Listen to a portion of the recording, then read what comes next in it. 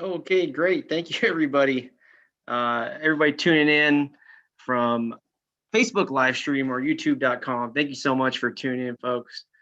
We had our closed session just now, and so we are beginning slightly delayed here at 7:50. But I thank you for your patience and understanding as we had to, as the city council and city staff, discuss some closed session items, which have a lot to do with litigation, court sort of things that due to kind of a traditional and customary procedure across all cities in California, we have to discuss in closed session. So thanks, folks, all across Milpitas for your understanding.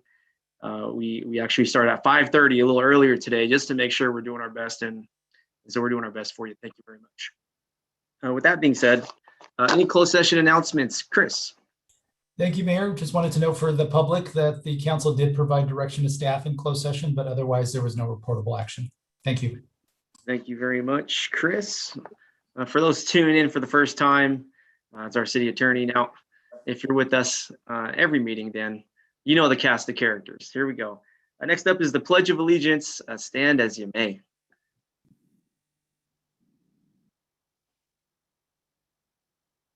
Begin.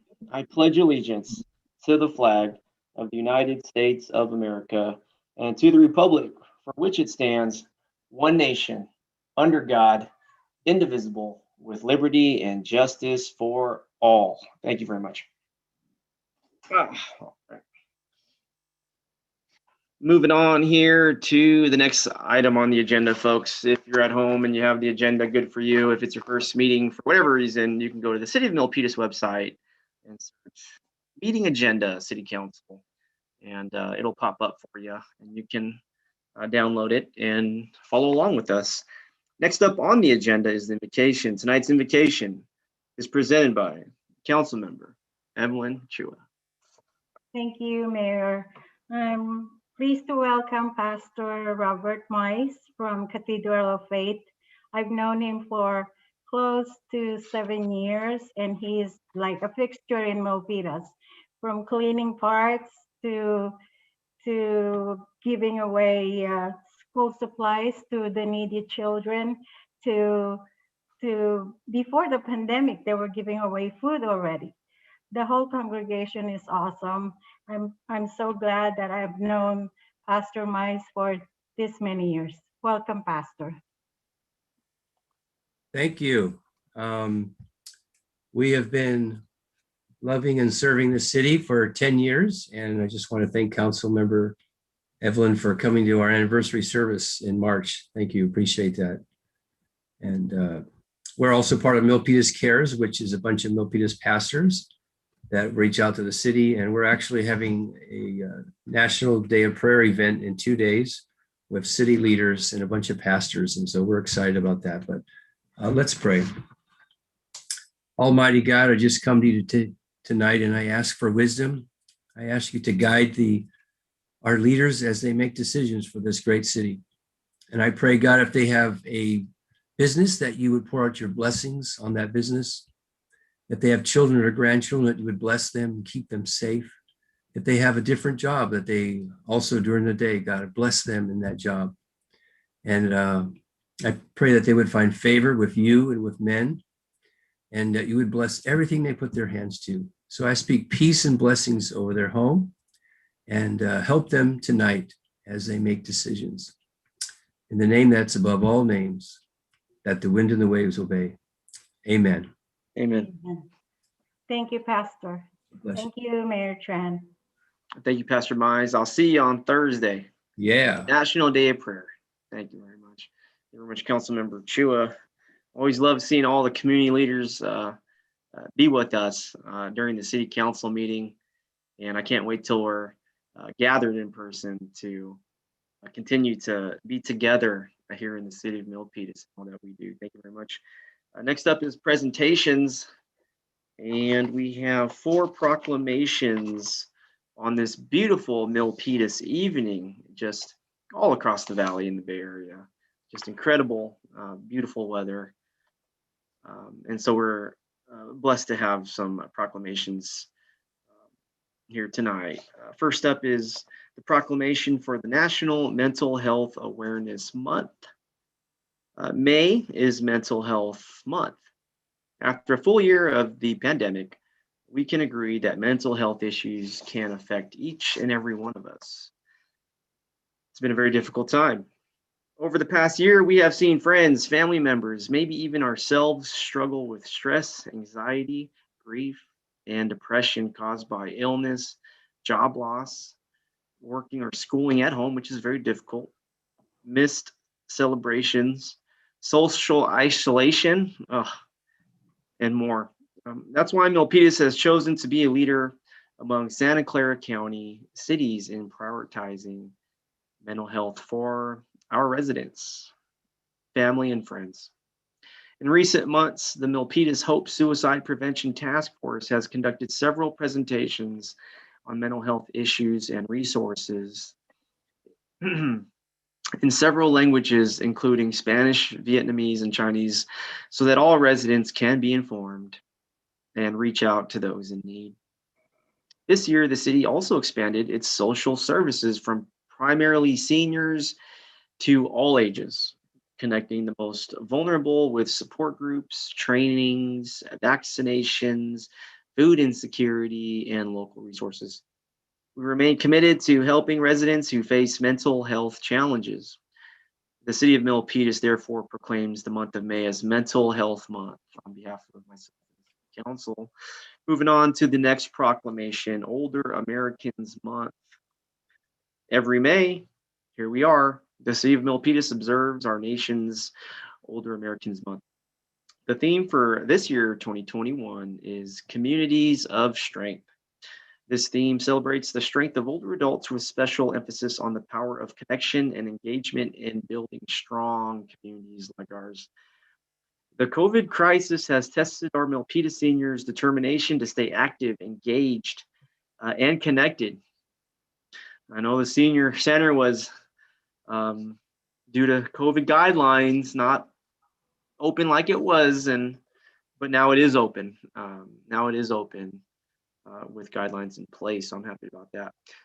Two notable city programs that serve the goal include the Senior Nutrition Program, here we go, which has served close to 30,000 to-go meals out of our Barbara Lee Senior Center since the shelter-in-place orders took place in March of last year. The simple act of our seniors picking up a meal helped them stay active, receive a nutritious meal, and remain engaged with others in a safe, socially distanced environment. The other program is our city senior program's laptop loaner service, which provides laptops and computer literacy training to low-income Milpitas seniors, connecting them to family, friends, and community resources. The city of Milpitas, on behalf of myself and the Great City Council, therefore proclaims this month of May as Older Americans Month. Next proclamation is the Asian Pacific American Heritage Month. May is Asian American and Pacific Islander Heritage Month. This year, the recognition of the Asian and Pacific Island heritage is especially important and poignant for many of us in Milpitas. This month honors our family's personal heritage. Many of our parents and grandparents and ancestors came to America from across the Pacific and dedicated themselves to making a new life for themselves and their descendants here in the United States. They worked incredibly hard and helped make this country and our city the place it is today amazing. Unfortunately, as we have seen too often in the news lately, Asian Americans and Pacific Islanders are being targeted in hate crimes and made to feel unwelcome in some places, not here. That is not the spirit here in Milpitas, where we are proud to stand by our AAPI residents and recognize the many contributions that they have made in our great land of cornfields. The city of Milpitas therefore proclaims the month of May as Asian American and Pacific Islander Heritage Month on behalf of myself and the City Council. An interesting factoid I read today that May was chosen as the month because it had to do with the Japanese and Chinese community. And it said something, May was when the Chinese community built the railroads here on the West Coast. I wonder if the Chinese built the railroads here in Milpitas. That'd be pretty interesting. The old Southern Pacific rail line, which now is Pacific Union, right? So a lot of history that's really in our whole community and state. Okay. Next up is Economic Development Month. Where is our Director of Economic Development, Alex and John Day? I know this one's going out to you, Alex. All right, here we go. And your team. Economic development is the intentional practice of improving a community's economic well-being and quality of life. The city strives to provide services and resources to attract, retain, and expand business and employment opportunities that come with it for residents, while maintaining a positive balance between growth, social equity, and economic vitality. During this pandemic that we're in, the City Council's leadership allowed the city's Office of Economic Development to successfully assist the business community with resiliency and recovery. Business assistance efforts included, here we go. I don't have the drums, but if you can hear it in your head. The Milpitas Microenterprise Grant Program, providing critical funding to 38 businesses. A food service delivery fee cap, helping our small businesses and restaurants. A virtual business assistance center helping over 1,000 unique business representatives. A hotel and travel industries report, which was titled Surviving the Pandemic and Building Resilient Hotel and Travel Industries in Silicon Valley, a guide for local government and industry leaders. We got a couple more. 5 business resources webinars. And last but not least, sharing of important resources and information through 52 constant contact messages. So there you have it. The city of Milpitas, on behalf of myself and the Great City Council, therefore proclaims the month of May as Economic Development Month. Thank you. Those are the proclamations we have tonight. Those are all the presentations. Once again, I want to thank our city staff and our city clerk for providing me assistance with all that amazing information, because we are Milpitas. Moving on here, past the presentations, is the public forum on the agenda. We've got a lot of items tonight, and we did start late, so public comment tonight will be limited to 1 minute per person per item. Right now, the item is the public forum, and I'll go to our attendees here. All right, public forum, 1 minute. Who's up first? We have Voltaire Montemayor. Welcome.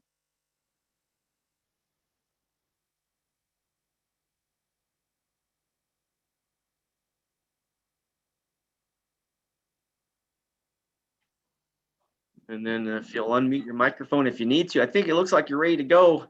Yeah, maybe unmute your microphone. I think you were ready, and then you might have muted it, and you can unmute it by tapping in here on the Zoom platform. Okay. All right. You want to just unmute your microphone, and you got it. Yep. Okay. We'll wait for you a little bit here momentarily. Okay, I do see your virtual raised hand, Mr. Montemayor, and you just need to unmute your microphone. Let's take a look at the red sort of icon, if that's the right IT terminology for the mute. Oh, wait a minute here. If there's anybody else here for the public forum, if you're here for an item tonight, I really suggest you wait for the item to come up on tonight's discussion throughout the meeting, so that your voice can be heard at the appropriate time. timing is everything. And Mr. Montemayor, if you can, definitely want to make sure you have your public comment going. Okay. Okay. All right, Mr. Montemayor, you got me here. Okay, how about this? While we're resolving the technical issue there, I'll Hello? move. Okay, there you are. Yeah, Okay. I'm using 3 computers, but I cannot find my unmute button. Anyway, Mayor, Vice Mayor, members of the City Council, City Manager and stuff. Yeah, from the invocation, I learned a lot from the pastor and the presentation of Mayor Tran, all the presentation 1, 2, 3, 4. I am touched. You're a good mayor. You sustain from the previous mayors, and you're maintaining it. Thank you very much, everybody in the city. Also, thank you. Thank you very much, Mr. Montemayor. It's the great work of the council and our city staff, city manager, city attorney that really provide the excellence that we have for our residents. And not perfection, but we're working towards it every day. So, okay, let's see. Anybody else here? I see all the attendees. Welcome, folks. We have a pretty interesting agenda tonight. I always take a look at our agendas and see what's on doc, see what's agendized, see what the items are. And I really do feel tonight is going to be a super fun and interesting meeting. There's so much work that goes behind every word on the agenda, every item on the agenda. And to see the city council deliberate this evening on the agenda items, I'm really looking forward to seeing the course of our city on this evening at least. Okay, great. I don't see any further virtual raised hands for the public forum, and so if you're missing out on the public forum, maybe I'll save some time for you at the end of the meeting. That's always an option, actually. So. Moving on here from the public forum, I do see virtual raised hands from my colleagues. We're going to get to that here at the announcements and future agenda items portion of tonight's regular city council meeting. So my announcements will be after our city manager, Steve McHarris, with any announcements. Thank you and good evening, Mayor Tran, members of the City Council. I do have 3 brief announcements this evening. First, Santa Clara County's first vaccine clinic in Milpitas that was held on April 28th, and it was a complete success with all 500 doses administered. With a strong outreach campaign led by city staff, 70% of those vaccinated were Milpitas residents. 76 minors were vaccinated at this clinic, of which 75% were Milpitas youth. Secondly, Milpitas will have 2 more vaccination clinics this week. One will be at the Milpitas Sports Center this Thursday, May 6th from 1 p.m. to 8 p.m. And our Recreation and Community Services Department will be running another site at the Milpitas Community Center this Friday, May 7th from 12 p.m. to 5 p.m. So for more information on these clinics, residents can call 408-586-3434 or visit our city website or social media pages.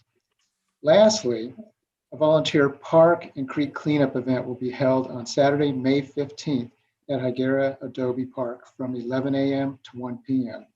Residents can sign up to volunteer by visiting the city's website or social media pages, or by calling our Recreation and Community Service Department at 408-586-3206.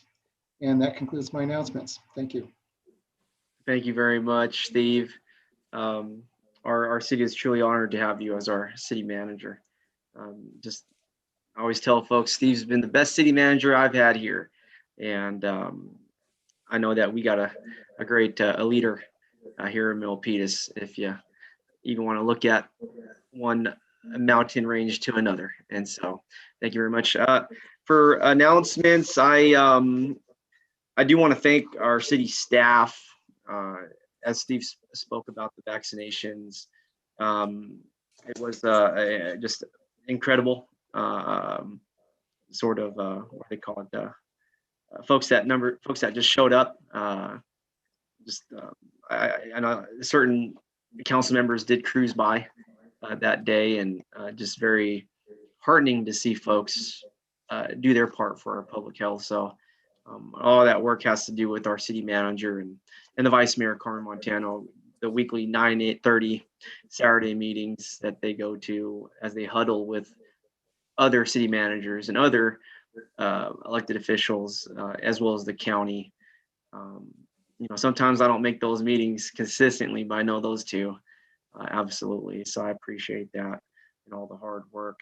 One announcement I want to just share is our Neighborhood Beautification Day that will be happening on May the 22nd. I know folks on social media are looking at that, and I think it's going to be great, folks. If you're watching at home on the internet, and even our attendees, our dedicated residents that are here, I see your names. Just I really think it's going to be a great several months here that we're going to have these dumpster days, I like to call it, but it doesn't sound as nice as neighborhood beautification. But no, it's great. Ensuring that the service is for our residents first. The registration process, and I just saw earlier today there's a new wait list that's going up, and so I know our city council will in the future continue to make decisions to support this service for our community members. And so just really a great year thus far, despite the pandemic. And I think it'll be the best year for Milpitas. Absolutely. So, all right, with that being said, I will go to my colleagues. Next up, we have the Vice Mayor, Carmen Montano. Thank you, Mayor. So I would like to ask if you would close the meeting tonight in memory of Peggy Pecco. Now, Peggy Pecco was the wife of Bob Pecco. Bob Pecco and I founded the Sunny Hills Improvement Association, and we did a lot of great work for our community. And she was also a crossing guard, one of the best crossing guards that took care of our children, that they made sure that they went to school safely. So if you could do that, I would really appreciate that. That would be great in her honor, her memory. Yeah, absolutely. Mrs. Pecco is a Milpitas legacy and legend with that family, and so thank you. A long time resident of Sunny Hills. So. All right, and we'll let you deliver some further remarks as we head towards adjournment. And thank you. Certainly want to recognize Mrs. Pecco here tonight. And this is who we are as Milpitas. This is our community. We are here for each other, and we live life together. And through all the mountains and the valleys, we will always recognize our loved ones. Thank you, Vice Mayor. Okay, great. And once the virtual raised hand has been addressed, I'll ask each person to lower it. And Mayor, do you want me to go ahead and do my announcements now, or just wait till? Oh, it's announcements. No, please. I thought you were done. I'm sorry. Oh, well, that was one of them. But, okay, keep finishing. Thank you. Yeah. So one of the requests that I would like is the city to, I know we're on COVID now, but I'm preparing for the future, because by the time we get to these items, it'll probably be next year or wait later in the year. So what I would like is to ask to discuss to reduce the city facilities deposit at the senior center. I'm not sure if you folks are aware, but to rent the senior center, you have to pay $500. And I think that's a little bit too much. And way back when I was in the previous council, the rationale was that they wanted to, it was fairly new, so they wanted to make sure it was preserved. So I think it's time to open it up to more members of the community to make it more affordable in the deposit. So I'd like to discuss that. Also to bring back the safety glass recall. I don't know if you recall, but that glass display showcase was removed because it wasn't glass tempered. But I'd like the city to build one or buy one that is something like the other one, so we can showcase our cultural heritage in Milpitas. I think that's really important. It was really nice, but remember that it was taken away because it was not safe. And also the one at City Hall, right, okay. Right. And then also I would like a report from the Economic Development Department or actually, Walter, on our TOT status, how are our hotels doing? It's through the city manager, Okay, city manager then. And also, okay, so that, and then one more. So I've noticed that some of the projects that have been approved by the Planning Commission, I don't see an art, any kind of art display or art fixture. And I know we have an ordinance that any new facility project needs to have some type of art. And I don't know if that's inside or outside. So if you can come back with something that shows us that that ordinance is being followed. And that's it. Thank you. Yeah, that's great. I'd like the last one. Maybe get an update on the art fees, developer fees. Yeah, we get an update on that one. That'd be great for the art commission as well. No, fantastic. I appreciate all of those, Vice Mayor. Certainly a low income program, pardon me, a program for folks that may be low income, or that way they can reserve public spaces here, senior center. I hear you, Vice Mayor. You know, that's great. If I could add to that for later discussion, not for next fiscal year, but my request for a future agenda item next fiscal year for future outlook is to see if we can do in the building safety and housing department for permits. We do have senior residents here in town that may have purchased their home when it was $100,000 or $150,000, and now their home is dated possibly, and they are looking to do some renovations for their safety, and they have to go through the city for a permit. Maybe we can have a future discussion on doing a sort of a sliding scale or permitting sort of program for folks looking to, who are low income or seniors that are looking to do some renovations that they have to do. I know water heaters, for example, you have to go through the city for a permit, and some of our seniors are on fixed income. So just want to put that on the dock. I know we're doing fees and things pretty soon, but I'm not looking to do that right now, but just want to put that on the dock. If we can get that as a future agenda item, way future, several months from now, to help out maybe some of our seniors, fixed income folks who have some savings and are looking to do some necessary safety renovations through the permits of our building and safety and housing department. So I think you guys get the gist of what I'm trying to say here. So that's for the future. Yeah, we'll leave it for the future. Okay, great. That's on the dock. Okay, great. Thank you. See, the Vice Mayor always inspires me to do a little more, So next up, we have Councilmember Fan. Thank you. So I'd like for us to explore an opportunity to create some middle income workforce housing. There is a program that is through the state, the California Statewide Communities Development Authority, and it essentially creates a tax exemption for properties and makes financing work for up to a 30-year term, and convert market rate housing to moderate income housing.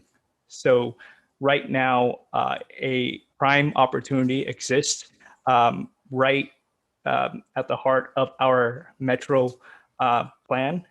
And I have been in contact with the project team over there. They've offered to pay for an evaluation of this proposal through an independent consultant.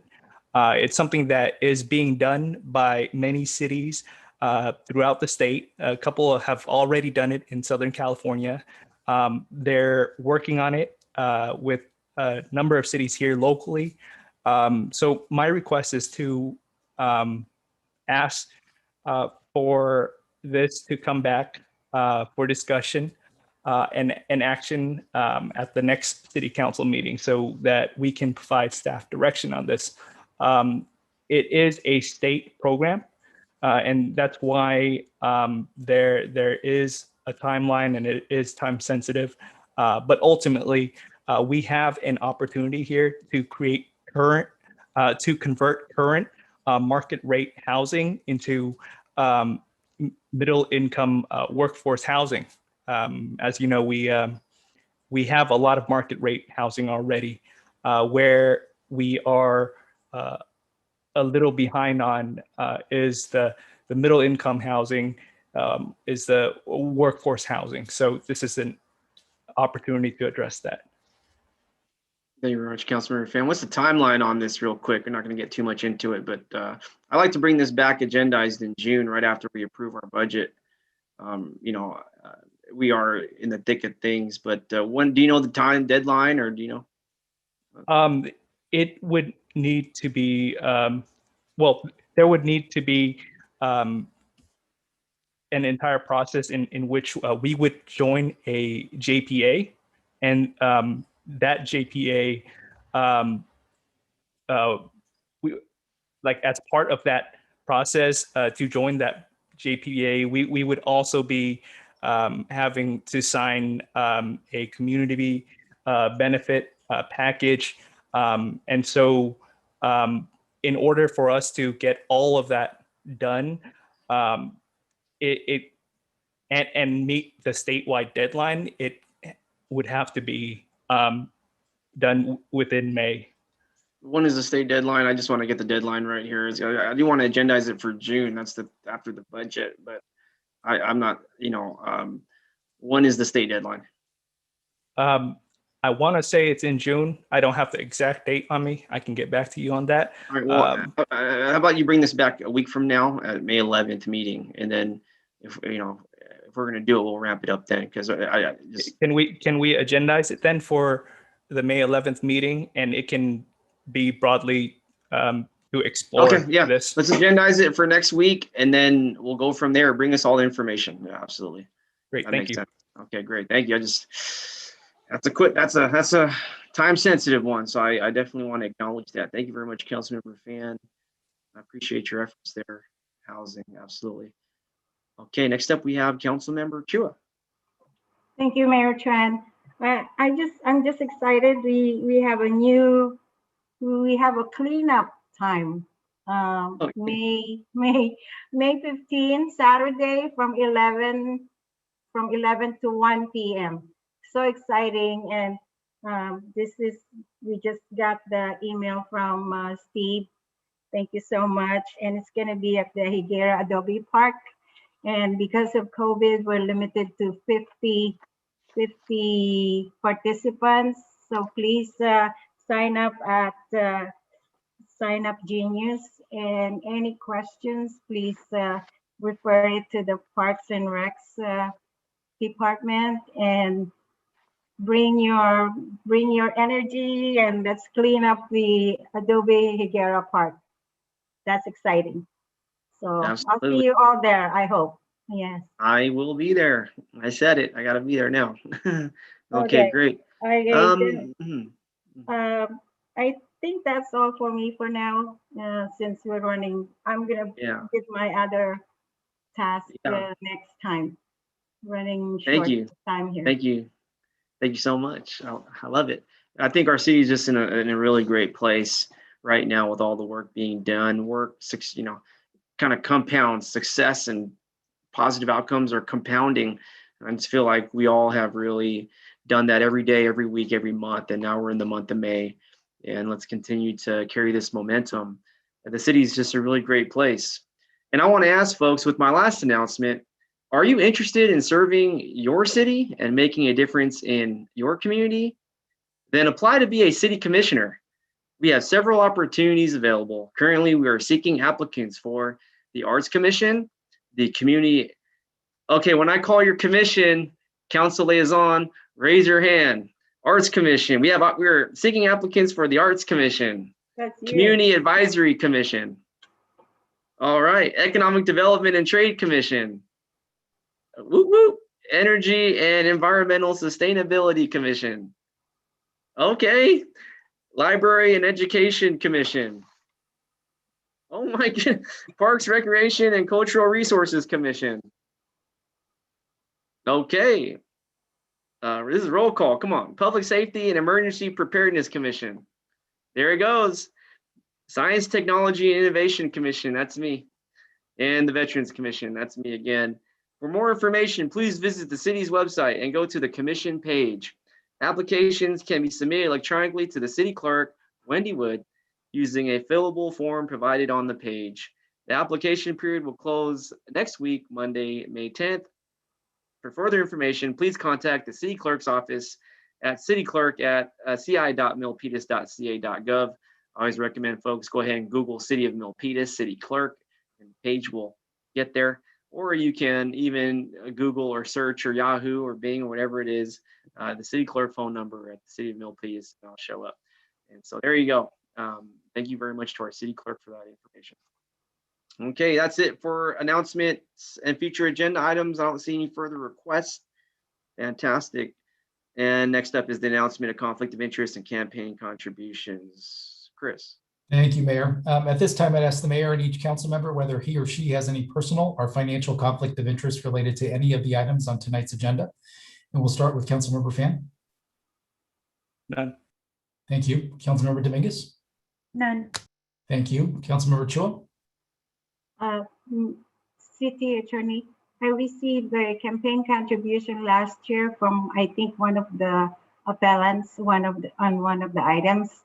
But I conferred this with you, and you said this will not raise a conflict of interest, and I still make my judgment based on input tonight, and I'll be fair. Perfect. Thank you, Councilmember Chua. And just to confirm for the public, Councilmember Chua is correct. A campaign contribution does not trigger a conflict of interest. And so she can participate in the car wash appeal, which is on the agenda for later tonight. So thank you. Councilmember or Vice Mayor Montano. None. Thank you. And Mayor Tran. We're on conflict of interest, right? Correct. Okay, no. Thank you. I'd also ask the mayor and council to please disclose any campaign contributions of $100 or That's more the one. received within the last 12 months from any of the parties entering into a contract with the city on tonight's agenda, or any contributions received from development project applicants on tonight's agenda. And we'll start with Councilmember Fan. None. Thank you. Councilmember Dominguez. None. Thank you. Councilmember Chua. As stated earlier, I have declared that there was contribution. Perfect. Thank you, Councilmember Chua. And just to indicate for the record, it was somebody affiliated with the appeal, but she is disclosing the campaign contribution on the record. So thank you. Vice Mayor Montano. None. Thank you. And Mayor Tran. I would like to disclose the campaign contribution for item number 18, which is the Main Street Car Wash. I did receive a campaign contribution from, I think, the applicant or the business. I think it was $250 last year's campaign season, as I have received campaign contributions in the past. And I will move forward voting tonight with Milpitas Families First. Perfect. Thank you, Mayor. So let the record reflect none to the first question, other than Councilmember Chua's just notation that it does not trigger a conflict of interest either for Councilmember Chua or Mayor Tran. And then just note for the record the two acknowledgements of a campaign contribution from a party affiliated with the appeal, and that would be Councilmember Chua and Mayor Tran. But thank you. Thank you very much. And Chris, if you can carry us again here. Happy to do so, Mayor. So I will read the council code of conduct. Be respectful and courteous. Words, tone, and body language matter. Model civility. Avoid surprises. Praise publicly and criticize privately. Focus on the issue, not the person. Refrain from using electronic devices while on the council dais, and that includes the Zoom platform that we're on tonight. Disclose conflicts of interest and affiliations related to agenda items. Separate governing from campaigning. The council speaks with one voice after making policy on issues. Respect the line between policy and administration. And then finally, the council will hold one another accountable to comply with this code of conduct. Thank you. Thank you very much, Chris. And moving on to approval of agenda. I would like a couple of kind of adjustments here. I'd like to move item number 21 following the public hearings. So moving it up one spot, essentially. I want to see item number 21 move right behind the public hearings. And item number 24, I know we may have some guests here for 24 tonight, but I'm moving within the approval agenda to postpone the item to 1 week from today, as we will meet very soon on Tuesday, the evening of May 11th. So those are the two requests. One is to move an item up, item number 21 up, one, and to postpone item number 24 to 1 week from tonight. I'm looking for my colleagues, if there's any further requests to approval of agenda, now would be the time. Okay, Councilmember Finn. Can we put item 19th on consent?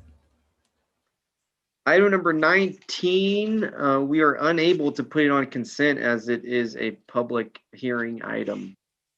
Sure, no worries. No worries, but you've just inspired me. Can we put item on consent when we get to the consent calendar? Okay, all right. We'll get to the consent next. All right. All right, any further requests for the agenda being approved? If not, I move to approve the agenda. Looking for a second. Second. We have a second from Councilmember Chua. All in favor of virtual roll call, Councilmember Finn. Aye. Councilmember Dominguez. Aye. Councilmember Chua. Aye. Myself, pardon me, Vice Mayor Montano. Aye. Myself is an aye. The motion is now approved. That's the agenda. Moving on to consent calendar. I'm looking to add item number 21, 22, and 25 to the consent calendar. Okay, if there's any opposition, let me know. If not, we're going to Councilmember Chua. I would like to pull consent number 13. It should be short. Okay. Thank you, Mayor. Okay, yeah, you got it. You got it. That's going to the end of the evening. Fantastic. Okay, is there any further requests for the consent calendar? We are pulling item number 13 per the request of Councilmember Chua. We are adding on to the consent items number 22, 23, 25 to the consent calendar per my request. If there's any opposition or further requests, let it be known now. If not, I'll move to approve the consent calendar. Looking for a second. Second. Second. We have a second from Councilmember Chua. All in favor of approving the consent calendar per the request. Virtual roll call, Councilmember Fan. Aye. Councilmember Dominguez. Aye. Councilmember Chua. Aye. Vice Mayor Montano. Aye. And myself is an aye. The consent calendar is approved. Let's keep it going here to the public hearing. Mayor, Number can I 6. just Yep. take one step back, and I just want to make sure it's abundantly clear to the public as well as staff. In approving the agenda, I just wanted to confirm two things. One, it does involve moving 21 to 20, and then 24 will be postponed to 5/11. And then we actually had one more request, and I apologize for not noting this for you. It would also include the continuation of the two public hearing items, which are 16 and 17. So if assuming that meets your direction, actually what I'd recommend is that you probably redo the motion so that it's clear that it includes 16 and 17 to be continued. Are we moving 16 and 17 to another meeting, or are we hearing it tonight? They're on the agenda tonight because we did go ahead and publish the notice. And so what we're asking the council tonight is just to move them so that anybody who's here tonight for those hearings will know that they're going to be continued to date certain. With 16, which is involving the CDBG, that is being moved to May 7th, which is this Friday at 3 p.m. And then for the vehicle miles traveled policy, that is being moved to the regular city council meeting of May 18th. Okay, so 16 and 17 will not be heard tonight. Okay, we're still working on that. Got it. Okay, so I will have to go back to the approval of agenda. Steps one, motion for reconsideration of that motion. And so if there's a motion on that, a second, and then approval, it'll put the approval of the agenda back on the table and we can have it include all the criteria that I listed out. Okay, great. Motion. I'm making a motion for reconsideration of the approval of agenda. Looking for a second. Second. We got a second by the Vice Mayor. All in favor of virtual roll call. Councilmember Fan. Aye. Councilmember Dominguez. Aye. Councilmember Chua. Aye. Vice Mayor Montano. Aye. Myself as an aye, the reconsideration has been approved, and back to the approval of agenda. And let me go ahead and see here. All right, so for the approval of agenda, the request is to postpone items number 16, 17, 24 to a future agenda. Item number 24 will be specifically the next week's Tuesday future agenda meeting. And I'd like to move item number 21 up to following the public hearing. And that's it for the approval of agenda. And I'll move to approve the agenda. Looking for a second. Second. We got a second from Councilmember Chua. All in favor of virtual call, Councilmember Fan. Hey. Councilmember Dominguez. Aye. Councilmember Chua. Aye. Vice Mayor Montano. Aye. Myself as an aye, the agenda is approved. And so the consent calendar remains as item number 13 being pulled, and items 22, 23, and 25 being placed on the consent calendar. That motion was approved. And so there we have it. Thank you so much for the update, and we'll go ahead and jump into the public hearing. Item number 18, conduct a public hearing and consider adopting resolution denying the appeal and upholding the Planning Commission's denial of a site development permit and conditional use permit amendment to demolish an existing manual coin operated car wash and construct a new fully automatic 3,189 square foot car wash with an additional 2,301 square foot canopy area on a 0.46 acre site located at 55-4 South Main Street. And we want to welcome our guest. The applicant is here. For folks tuning in at home, there is a project on South Main Street, as you can see on your screen. And unmute it. Yeah. Okay, you're good now. Yeah, you're fine. And so tonight the City Council will be considering this item to see what the direction will be. And so a very interesting night here in the city of Milpitas. Let me check in with our city attorney, Christopher Diaz, for any comment here.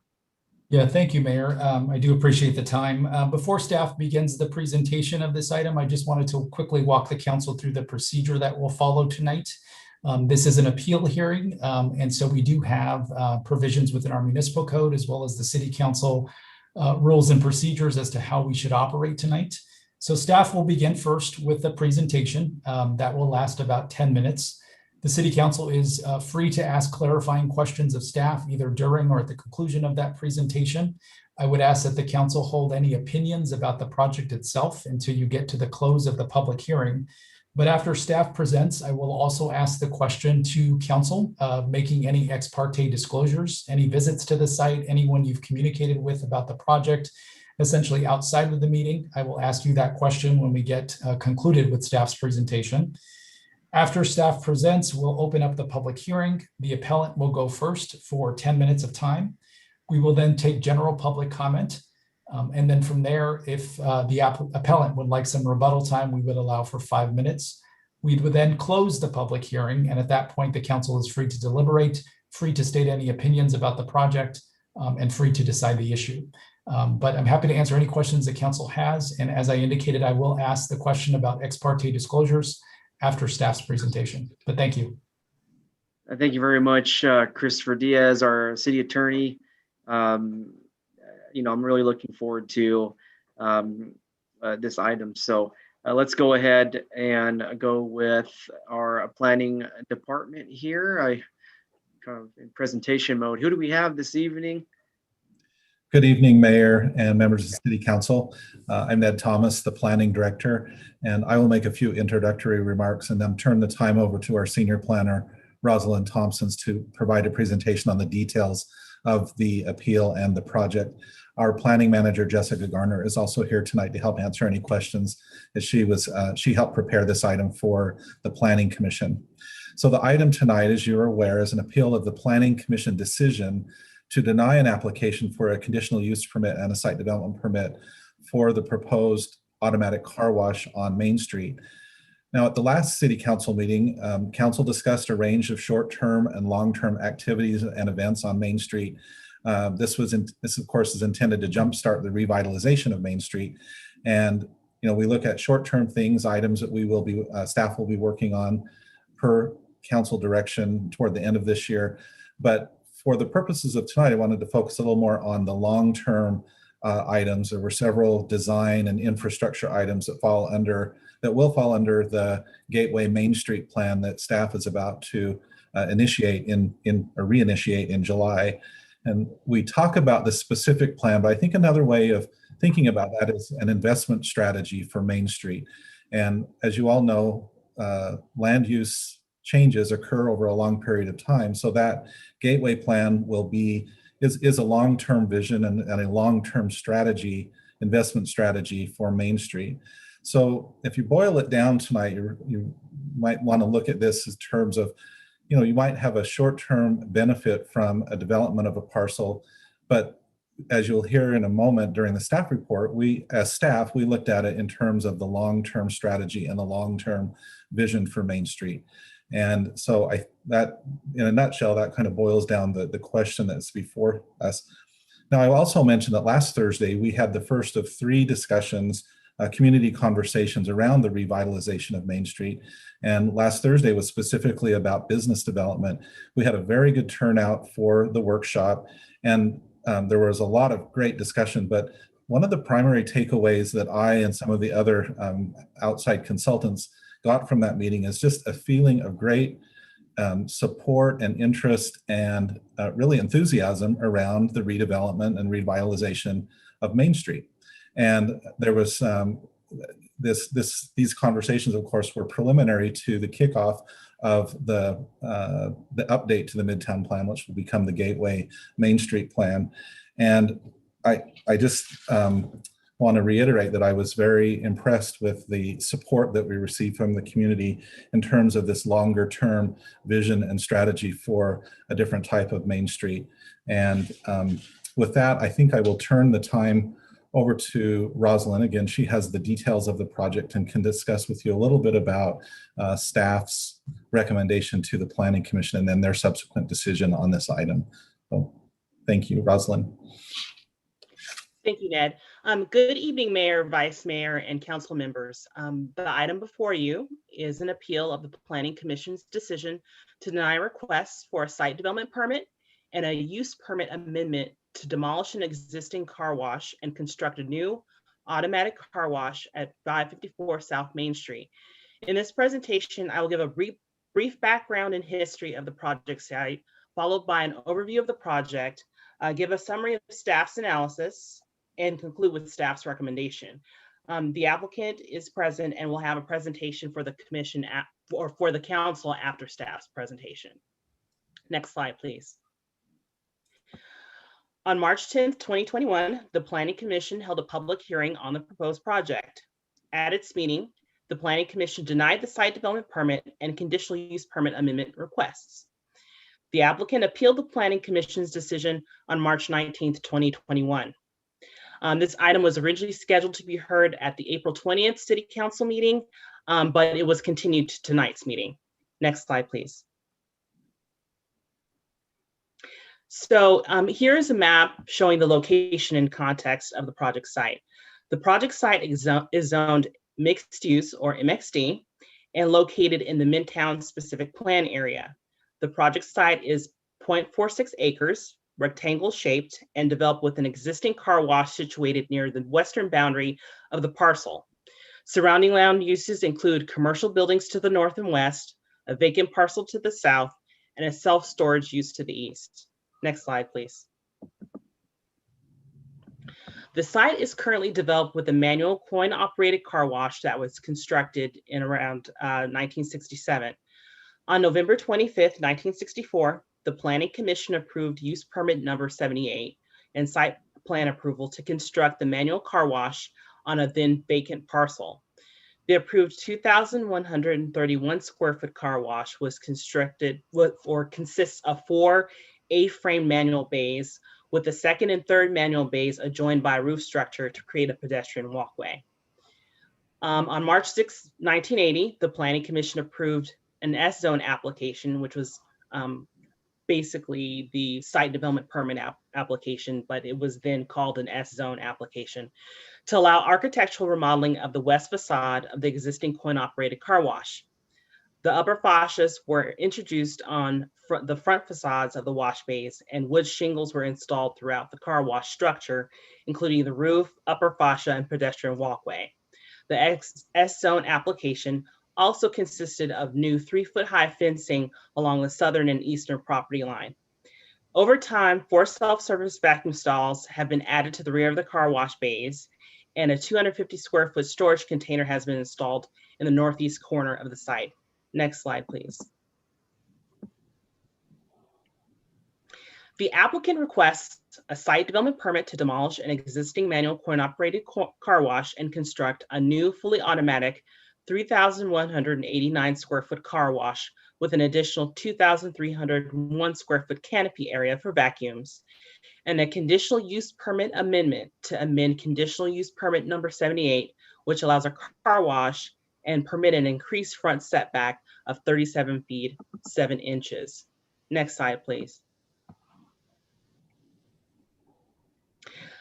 This is the site plan of the proposed project. The new fully automatic 3,189 square foot car wash with the canopy area would be located adjacent to the northern property line of the site. The project would retain 2 drive aisles on the lot, but would introduce a 127-foot queuing lane to accommodate circulation on the site. The entrance to the car wash would be near the rear of the site. The proposed canopy areas cover 8 parking stalls that serve as vacuum stations. The project also encompasses landscaping and lighting throughout the property, a sound wall along the northern property line, and the car wash is also proposed to operate 24 hours a day, 7 days a week, and will be staffed by 1 or 2 employees. Next slide, please. So for the remainder of this presentation, we'll focus on the analysis of the project's conformance with the project's, with the Milpitas general plan, Midtown specific plan, and zoning code. Relevant to this analysis is the applicable designations of the general plan, Midtown specific plan, and zoning. So the general plan designation for the site is mixed use. The Midtown specific plan designation is MXD, mixed use. And the zoning designation, as I referred to above, is MXD, mixed use. Next slide, please.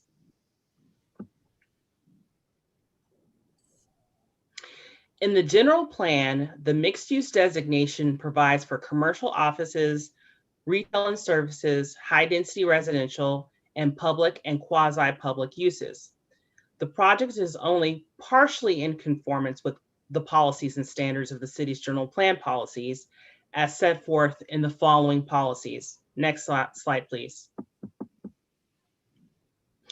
The first policy, policy 2AI2, promotes development within the incorporated limits, which acts to fill in the urban fabric rather than providing costly expansion of urban services into outlying areas. The project is consistent with this policy because as an infill development, the project is within the urban fabric and will not increase the expansion of any urban services into outlying areas. Next slide, please. The second relevant general plan policy, policy 2AI3, encourages economic pursuits, which will strengthen and promote development through the stability and balance. Although the project replaces an existing outmoded manual coin-operated car wash with a new economically viable automated facility, staff concludes that it does not strengthen or promote a mixed-use character for the neighborhood, which is envisioned by the Midtown specific plan, which will be analyzed a little bit later in this presentation. Next slide, please. The next relevant general plan policy, policy 2AI30, requires development in the Midtown area to conform to the adopted design guidelines, requirements contained in the Midtown specific plan. Staff has concluded that the project is partially consistent. While the building design and site improvements for the proposed car wash conform to the design guidelines and requirements as stipulated by the Midtown specific plan, The project exceeds the required maximum front building setback standard and will require an exception to deviate from the setback standard. Next slide, please. Given that the project is located in the Midtown specific plan area, it must be analyzed against the plan's vision, policy, and goals. The vision statement on page 14 of the MSP states, the Milpitas Midtown specific plan presents a framework for growth, development, and reinvestment in the city's industrial and commercial core for the next 20 years. A transition of the area into an attractive and economically vital district that accommodates a mixture of housing, shopping, employment, and entertainment, and cultural and recreational activities organized within a system of landscape boulevards, streets, and pedestrian bicycle linkages is envisioned. A pedestrian-oriented and easily accessible mixed-use district is planned along Main Street, and this area is intended to serve as a gathering place for the community as a whole. Next slide, please. The Midtown specific plan outlines a number of goals and policies for existing and future land uses. They are the following: establishing a vision and outlining the goals and policies regarding existing and future land uses, development standards and regulations, and design guidelines to direct and promote for future in the growth, development, and reinvestment in the city's historical commercial core. It contains implementation strategies, policies, development standards and regulations, and design guidelines to guide all future development in the area. And also, the next few slides will analyze the project's consistency with the applicable goals, policies, and development standards as follows. Next slide, please.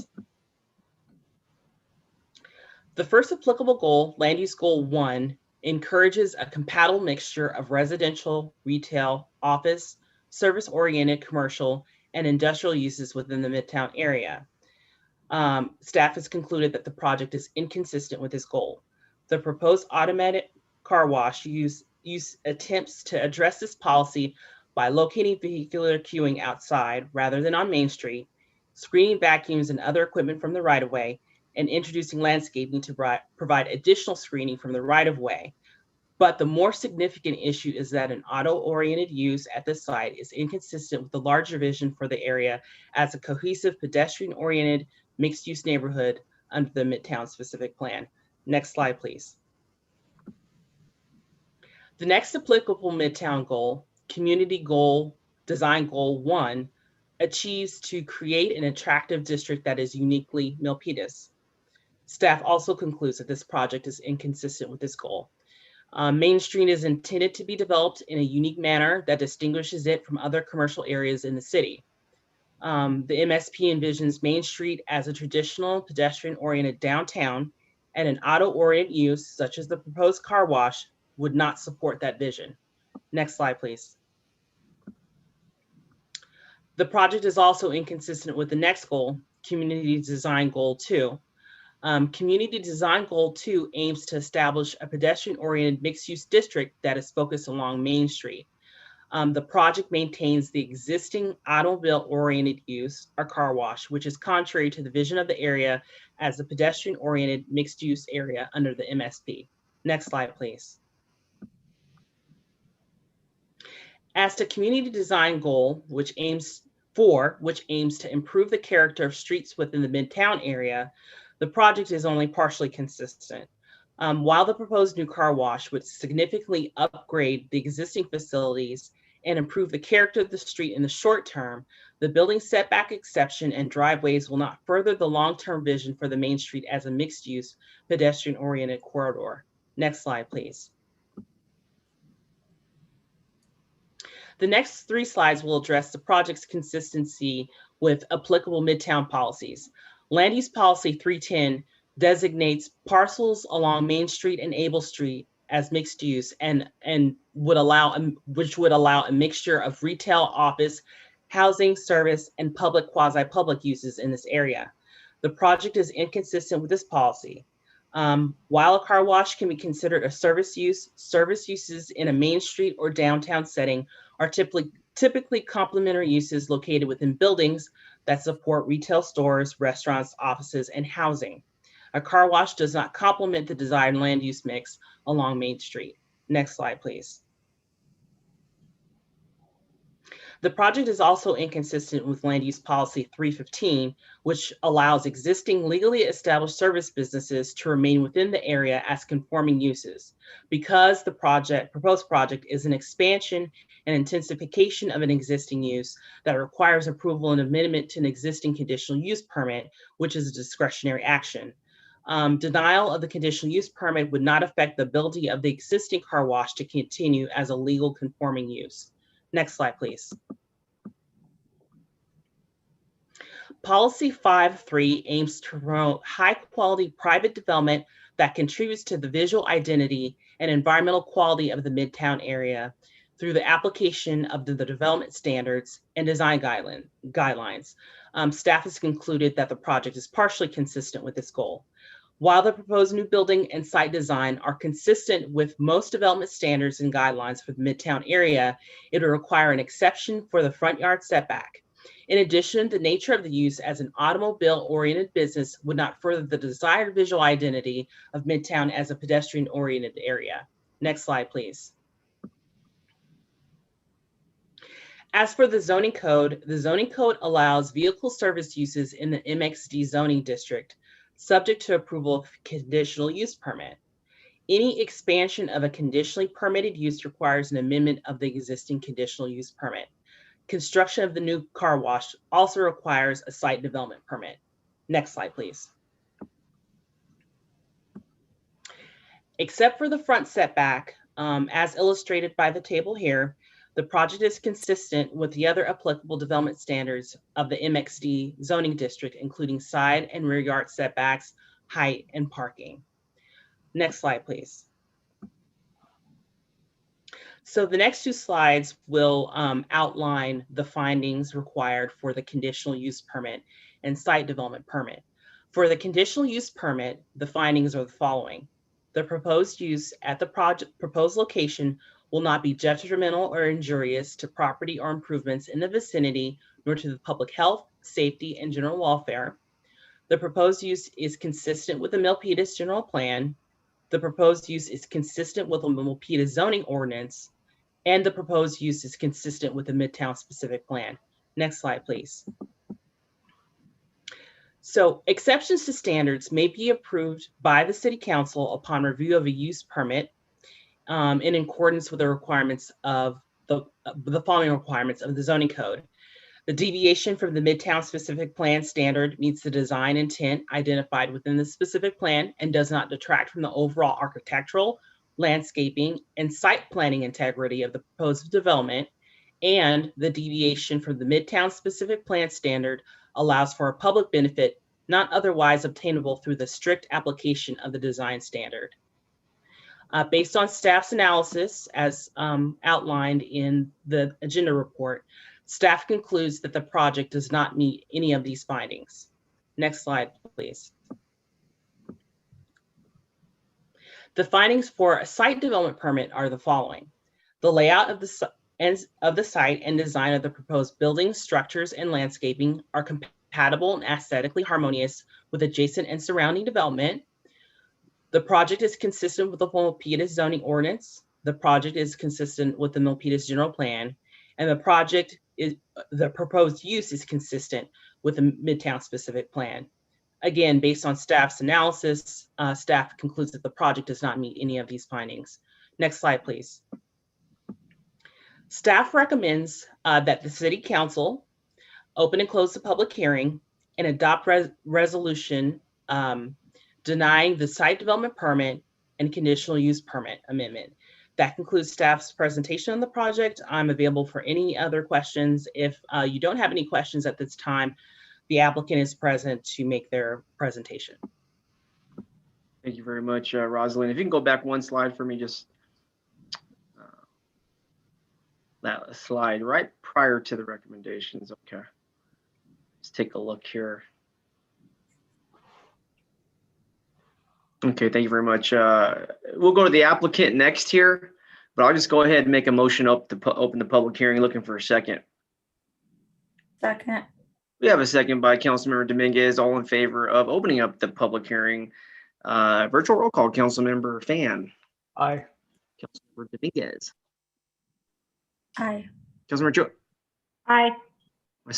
Vice Mayor Montano. Yeah. Aye. Myself is an aye. There we go. The public hearing is now open for good measure. And let's go to our applicants. I want to welcome our applicants, and I believe they have some information for our city council and our great city of Milpitas here tonight. So, Mayor Tran, before we hear from the appellant, and I don't want to reduce their time at all, so give them the full time, but I just wanted to note for the council, this would be the opportunity for us to go down the council dais. If any council member needs to make any ex parte disclosures, that would include any visits to the site. If you've had any communication with the appellant, any communication with the neighbors who are for or against the project, we would just want to state that on the record so that the appellant could respond to that if they would like to as part of their presentation. So we'll start with Councilmember Fan, if there is any disclosures. None. Thank you. Councilmember Dominguez. I did drive by the site. Perfect. Thank you. Councilmember Chua. I watched the planning commission session, the whole thing. I drove by the site numerous times because I go to Great Mall to exercise.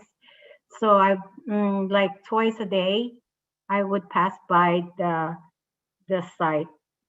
And also I met with the applicants, and they made a presentation to me, and I made it clear that I'm not making any decisions, and my decisions will be made at the dais, this virtual dais.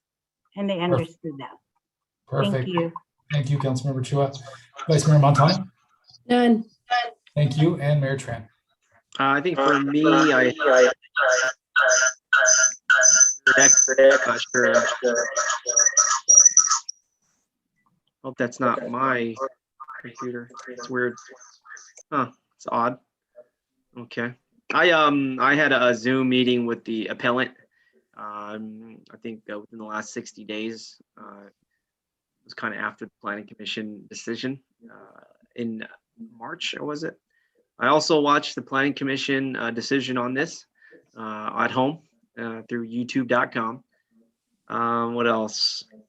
I met with the applicant, I think last year sometime. Did that. Kind of a very balanced sort of a meeting. And like Councilmember Chua stated, kind of repeat, I did not take a position. I have not taken a position on this. I don't do positions with any item, especially with development, unless here at the dais. What else? Am I missing anything? Yeah, I kind of live in the neighborhood. I live about 1,400 feet away. So that doesn't recuse me from making a decision. When you live 1,000 feet from the development site or the project or the parcel, if it's 1,000 feet you live within, then you have to recuse yourself. I've been measuring it extra, and I'm about 1,400 feet away as we speak here tonight. So definitely something that's down the road from me, and I am committed to this neighborhood very much, and so just really we'll be looking to see what the council does tonight, and we'll see what I do as well. So thank you, Chris. Thank you, Mayor Tran. Okay, great. And we'll welcome the appellant now.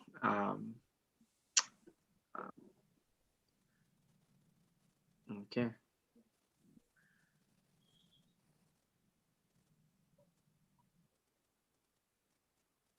Dean, you may be on mute. I hear you now. Welcome. I'm sorry, Mayor. I think Dean is on mute. Oh, Dean Hansen is going to present, right? We'll So take he's care on of mute. it. Yeah. Okay. I think Dean, he was on earlier. There's a lot of feedback. Not sure if you can let him know that when you have two devices going on at the same time in the same location, it can produce that feedback. I'm not sure if he's using his laptop here and his cell phone here, but he'll have to stick to one device here to kind of prevent the feedback from happening. Okay.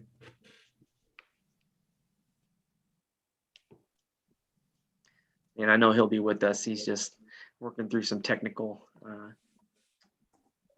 connection things. Yes. Can we unmute him from here? Is Oh, it sure. possible? Yeah. Our IT department here, I know they're listening intently, and we'll have his, Thank you. I think oh no, not as yet. I'm looking for him. Okay, I think that you can hear me now. Okay. Yeah. Oh, feedback. Okay, how about now? Yes. Okay, good. Well, good evening. Mayor, Vice Mayor, City Council, ladies and gentlemen. Thank you for your consideration of this opportunity to renovate the Milpitas Car Wash and jumpstart the revival of this section of Main Street. My name is Dean Hansen, and I'm a consultant to the Sood family, owners of the existing Milpitas do-it-yourself car wash. With me today is also to answer your questions is Joel Chapin, the senior architect for the project. My background is development and construction of 5 car washes and more than 10 years of car wash operations. Hopefully, Joel and I can answer any questions that will come up. Obviously, this is an appeal to the City Council to overturn the decision of the Planning Commission.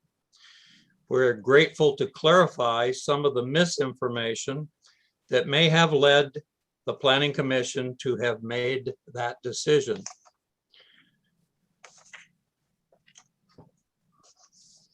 Let me go to slide number 2, please.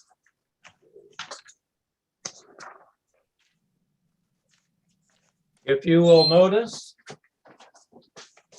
up in the right-hand corner, the existing car wash facilities. Planning staff has done an excellent job on guiding and directing this project through a long and costly development to bring you an exciting project that will revitalize an existing business and jumpstart this section of Main Street. A project that meets and exceeds all of the requirements set forth by the city of Milpitas. This is a PowerPoint presentation in an attempt to be brief and accurate.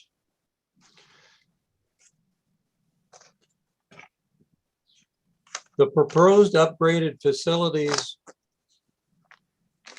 is within the community, but the facilities needs to upgrade its 54-year-old infrastructure and equipment.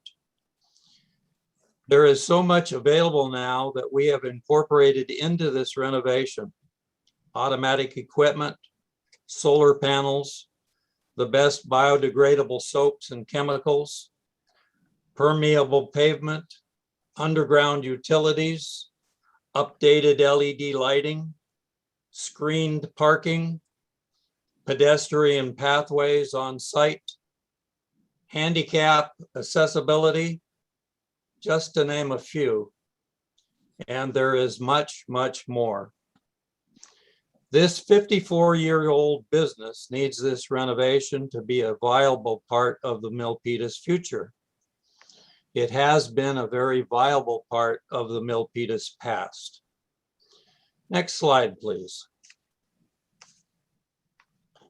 We have 3 major clarifications to make to our Planning Commission presentation. The number 1, South Main Street setback. And actually, I'd like to come back to that slide in a minute. So could I have the next slide, please?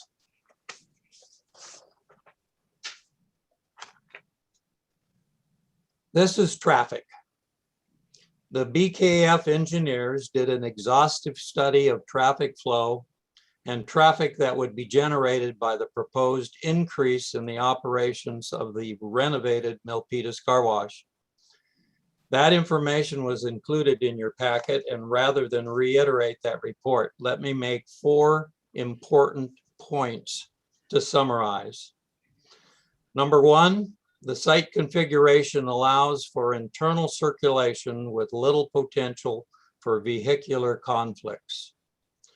Number 2, The cars can move onto and away from the car wash with ease, with no conflict to South Main traffic. Number 3, the upgraded car wash facilities has sufficient capacity to accommodate the peak hour service demand and the queues. And number 4, the calculated increase in daily trips generated by the renovated car wash represents less than 1% of the current average daily trips on South Main Street. Less than 1%. Next slide, please. Here we are looking at noise, certainly an issue to address. Again, an extensive study was completed with the proposed renovated car wash meeting and exceeding all the requirements of the city of Milpitas. Again, let me summarize briefly to give you some understanding of our equipment. First, some other noise examples: garbage disposals, dishwashers, the trains from the track at the rear of the property, diesel trucks driving along South Main Street. All of these are at 80 to 85 dBA. Second, passenger cars driving along South Main Street, music in your living room, conversation in your office, 70 to 75 dBA. Third, the ambient noise level of the community taken from the front sidewalk of our property, 67 to 71 dBA. Lastly, the noise level of the proposed equipment and operations, 67.1 to 67.7 dBA. The proposed blowers and operations will be far below the 65 dBA Milpitas city resident limit. Now, please go back to the slide showing the setback distance from Main Street. Thank you. The current proposed setback from Main Street under the 20-year-old Main Street specific plan is 15 feet. This is for new developments with the intent to make the area pedestrian friendly. First, I would like to suggest this 54-year-old car wash should not be looked at like it was a new development. It's an upgrade to an existing business. Second, there are other ways than a setback to make this business pedestrian friendly, and we have incorporated them throughout this proposal. We have a substantial amount of landscaping next to the street. We have a pedestrian path on site. We have benches, lighting, cameras for security, as well as employees during business hours. And we have attractive permeable pavers and architectural features scattered throughout the proposal. Next, the 15-foot setback. The intention of this is to move the building forward on the site, putting the cars in the rear of the business. Like building a Denny's restaurant with the doors to the street and forcing the patrons, including the handicapped, to walk all the way around the building to enter. While it might make some sense in certain circumstances, it does not make sense when you renovate an existing car wash to incorporate new things. An average car is over 15 feet by itself, and we need to create an exit long enough for a car to enter into the vacuum area, as well as to exit onto the street without being hit by the emerging vehicle coming out of the car wash. So we have compromised our proposed setback to equal 37 feet. Please note, in our section of Main Street, there are only 2 projects that are set forward on their lot. All others are 50 feet or more setback, including the new veterinarian clinic being developed and built immediately next door to us, as well as the property used by the Milpitas Fire Department across the street. Our renovated 54-year-old business needs to maintain the 37 feet, not 15. Next slide, please. One more. There you go. This gives you a overall look at the footprint of the car wash. There should be a summary slide that is on. Do you have that location? Well, let me give you a quick summary. We will preserve the culture, and there it is. We will preserve the culture and the history of the existing car wash. Offset from the road will be pedestrian friendly, consistent with the spirit of the Midtown design guidelines. Traffic and noise studies conducted indicate proposed use is compatible with its surroundings.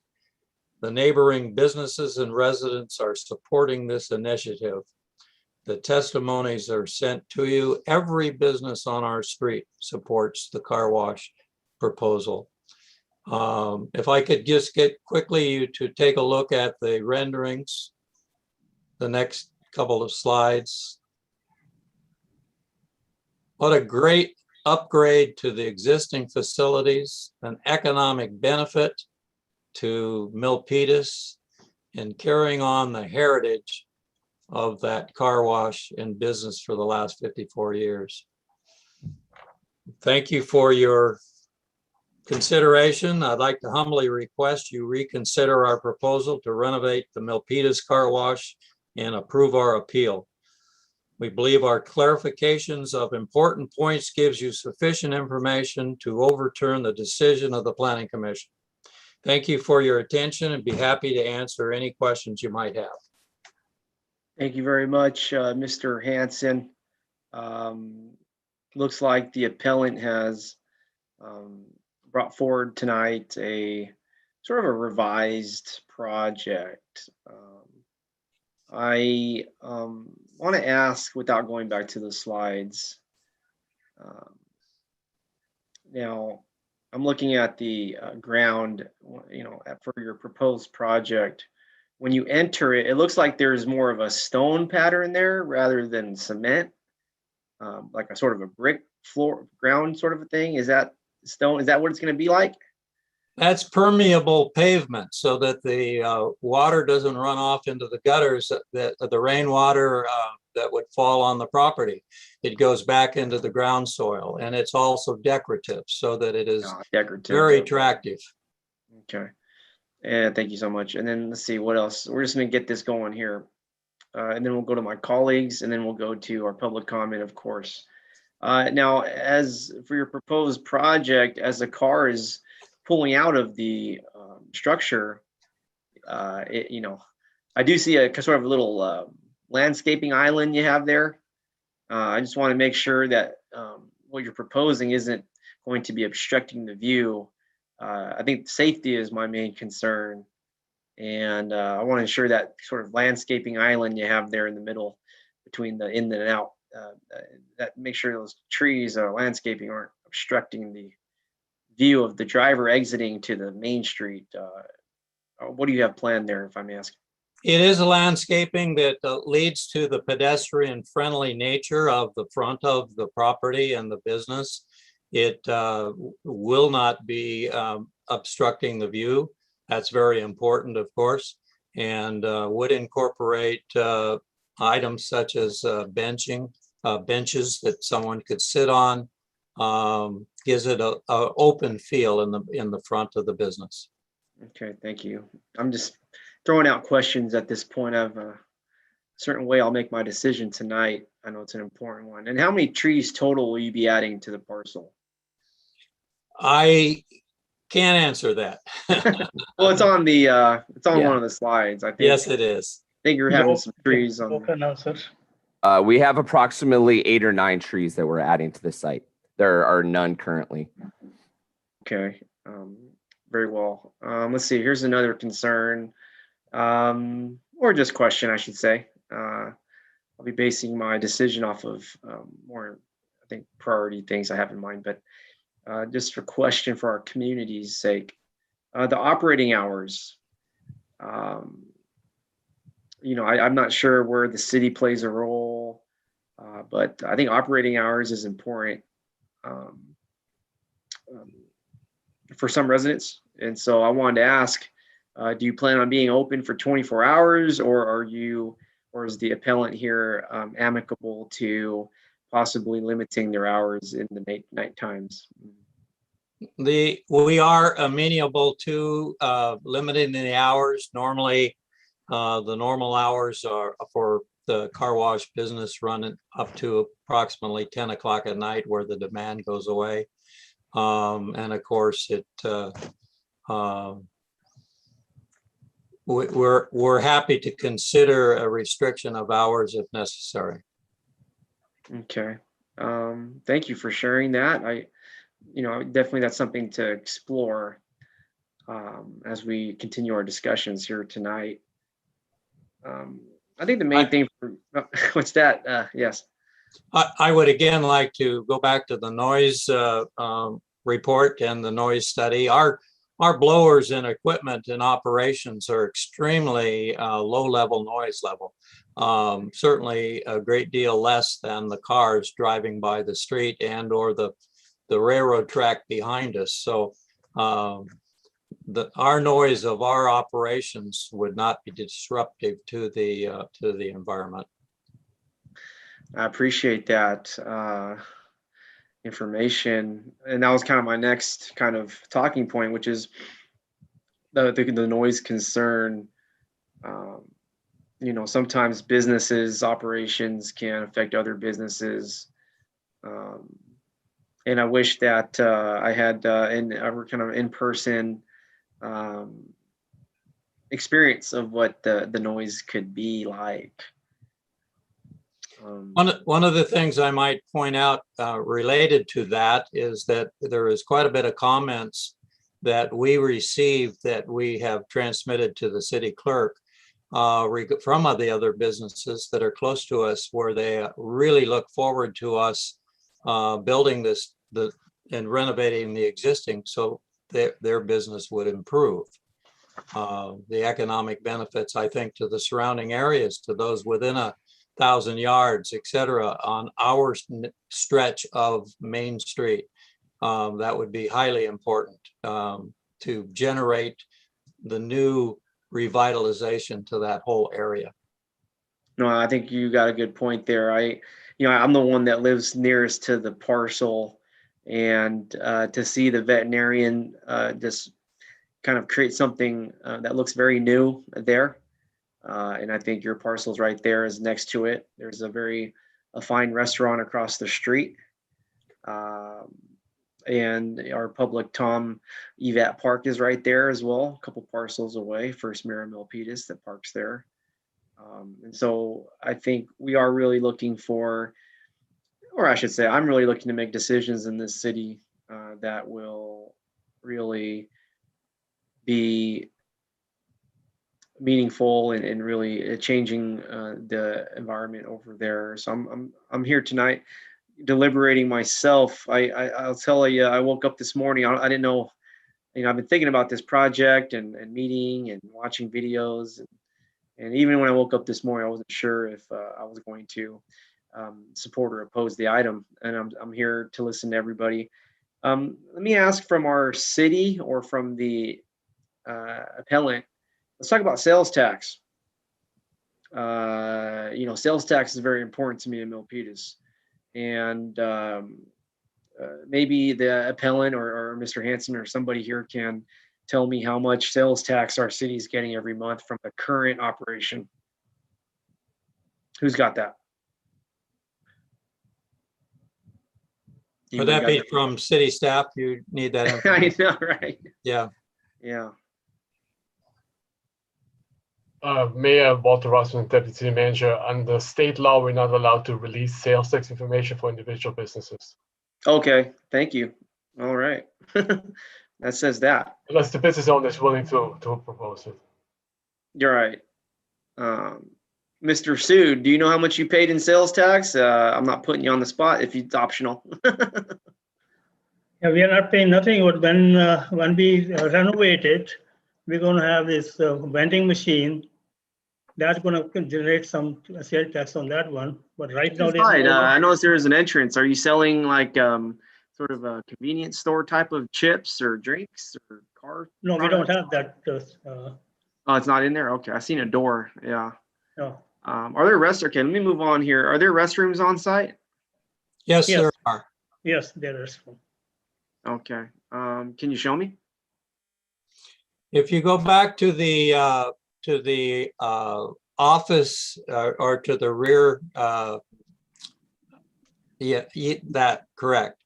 There's an area back there that is very useful for both the vending machines as well as all of the supplies and whatever that are needed for them doing their own vacuuming. Self-vacuuming is still a part of the proposal. Okay. Okay, great. Very well. I want to bring up another point about the setback. I actually appreciate the setback at 37 feet or whatever it is. I'm not sure where there was a request for the setback to be moved toward the street. That just doesn't make a lot of safety sense. And so I actually appreciate the setback. And that's my understanding I just have tonight. I just got that understanding tonight. So that is a good thing as a setback. I'm not going to take a position right now. Sometimes I do in the beginning, because that's the privilege I have as the person presiding over the meeting. I'm not going to take a position. I'm going to listen to my colleagues here, and so that we can get a variety of comments and questions. I do think that when I think about Main Street, it's an all-American street with 100% diversity, and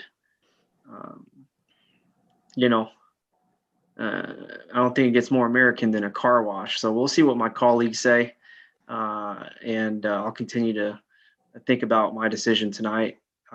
I do see the attendees. We'll get to you right after the council. All right, folks. City Council, go ahead. Virtual raised hands if you have any. Now is the time. Now is the time. Okay, first up we have Vice Mayor Montano.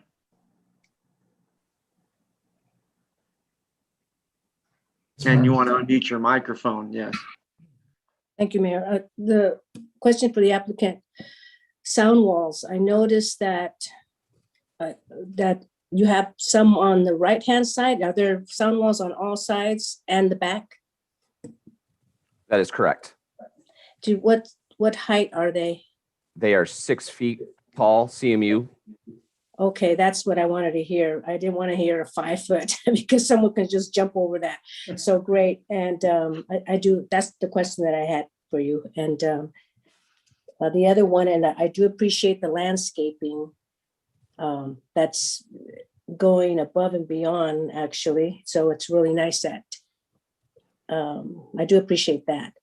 You mentioned about the decibels, the sound, the noise, and you're right. Those trains, they do make a lot. You mentioned they were 80 to 85 decibels. They're pretty, that supersedes the other ones that you mentioned. So I was just curious about that, but that was interesting. So those are just my comments for now. Thank you. Thank you, Vice Mayor. Yeah, the train, it is not a quiet zone, but the train is a blast of sound, personal experience.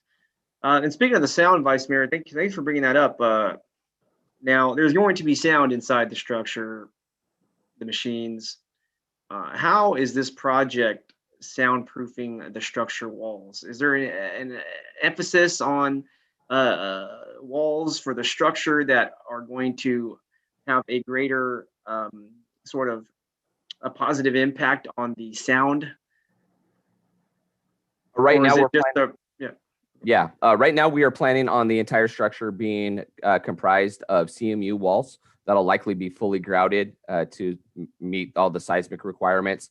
And then in addition to that, there'll be some type of waterproofing material within the wash bay, and there'll likely be some interior furring to accommodate electrical, the plumbing for the restrooms, and other things that would have some additional capacity to add sound insulation in the interior of the walls. So I think sound insulation would be very key for this proposed project. So yeah,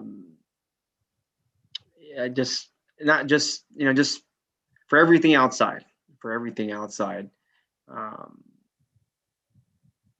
it's hard having sound pollution, especially with the train. We don't want to add more sound, noise pollution, I should say, noise pollution. It's pretty, discriminatory, actually, noise pollution. And, when I think of Main Street, I think of business. But, kind of a majority of Main Street, in my opinion, should be business, a place people go to gather and spend money and to be happy and to have an experience. And this is a business. I do see homes on Main Street. Home's been there since before the car wash. Yeah. I do see homes over there, but sometimes I can't believe it. It's right next to the train tracks, and you can hear the train horn from across the city. And so I think about how important it is to have business on Main Street, a service, products, just different things. And so, I, at the same time, I do want to not do my part for noise pollution. I think noise pollution is terrible for people. And so I think insulation would be pretty important for any business that has machinery, heavy equipment. Okay, I do see a virtual raised hand up. Vice Mayor, did you have? Okay, thank you. Sorry, I forgot to lower it. Yeah, absolutely. I'll remind you every time. Next up, we have Councilmember Fan. Mayor Tran, before we take the next hand from the council, just a gentle reminder on asking clarifying questions at this time, but not stating any opinions until the close of the public hearing. Oh, gotcha. Okay. Councilmember Fan, yes. Sure. So you mentioned earlier that I guess sales tax revenue would be generated through a vending machine. How many vending machines do you plan to have on site, and what kind of goods will be distributed? The supplies that are used to clean the inside of the car will be available through the vending machines. Obviously, there can be the soda pops and those kinds of things. Normally, the car wash itself is not a particular item that gets taxed. It's just exempt because it's mostly labor. But we are making available all of the supplies necessary for the individual to clean his own interior. They get the exterior cleaned, and then they purchase that, as well as the normal soda pop and other munchies that they would have during the time that they clean the interior of their car. I see. And how many vending machines? It actually will depend on demand, as one would. We absolutely would want to supply as much as necessary, and so the more the demand is, the more vending machines that we would have. I really can't give you a number. It is, quite frankly, not a large amount of taxable revenue. What was that? It is not a large amount of taxable revenue. It's not like selling an automobile, which produces a large amount of tax. There probably is less than $1,000 a day worth of vending items that would be taxed. Oh, but you'll be creating plenty of jobs with the maintenance for the vending machines, right? The Oh, on-site absolutely. and you'll have on-site maintenance That's correct. to monitor the vending machine. Yes, we have personnel on site. It really behooves us to have these supplies available to the patrons that clean the interior of their car. Dedicated specifically to just the vending machines, if necessary. I see. But you won't be selling anything yourself. Our main purpose in life, of course, is to provide the facilities to be able to clean your car. We don't anticipate that we're going to be in the food business and or anything other than being able to provide a clean, nice environment where you can come in, get a tremendous exterior car wash, and also then be able to take care of your own interiors. Is there a copy of the permit for the vending machine? I didn't seem to see that in the application. Maybe I missed it. I don't think that it's a part and parcel at this time. Well, I mean, it's required to operate. Oh, correct. Once the vending machines are in. Okay. So no. Okay.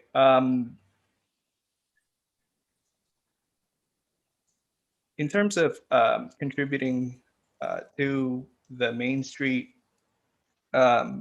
goal, the long-term goal of promoting a pedestrian-friendly environment, how does that do that if the vending machines are only really distributing car wash materials?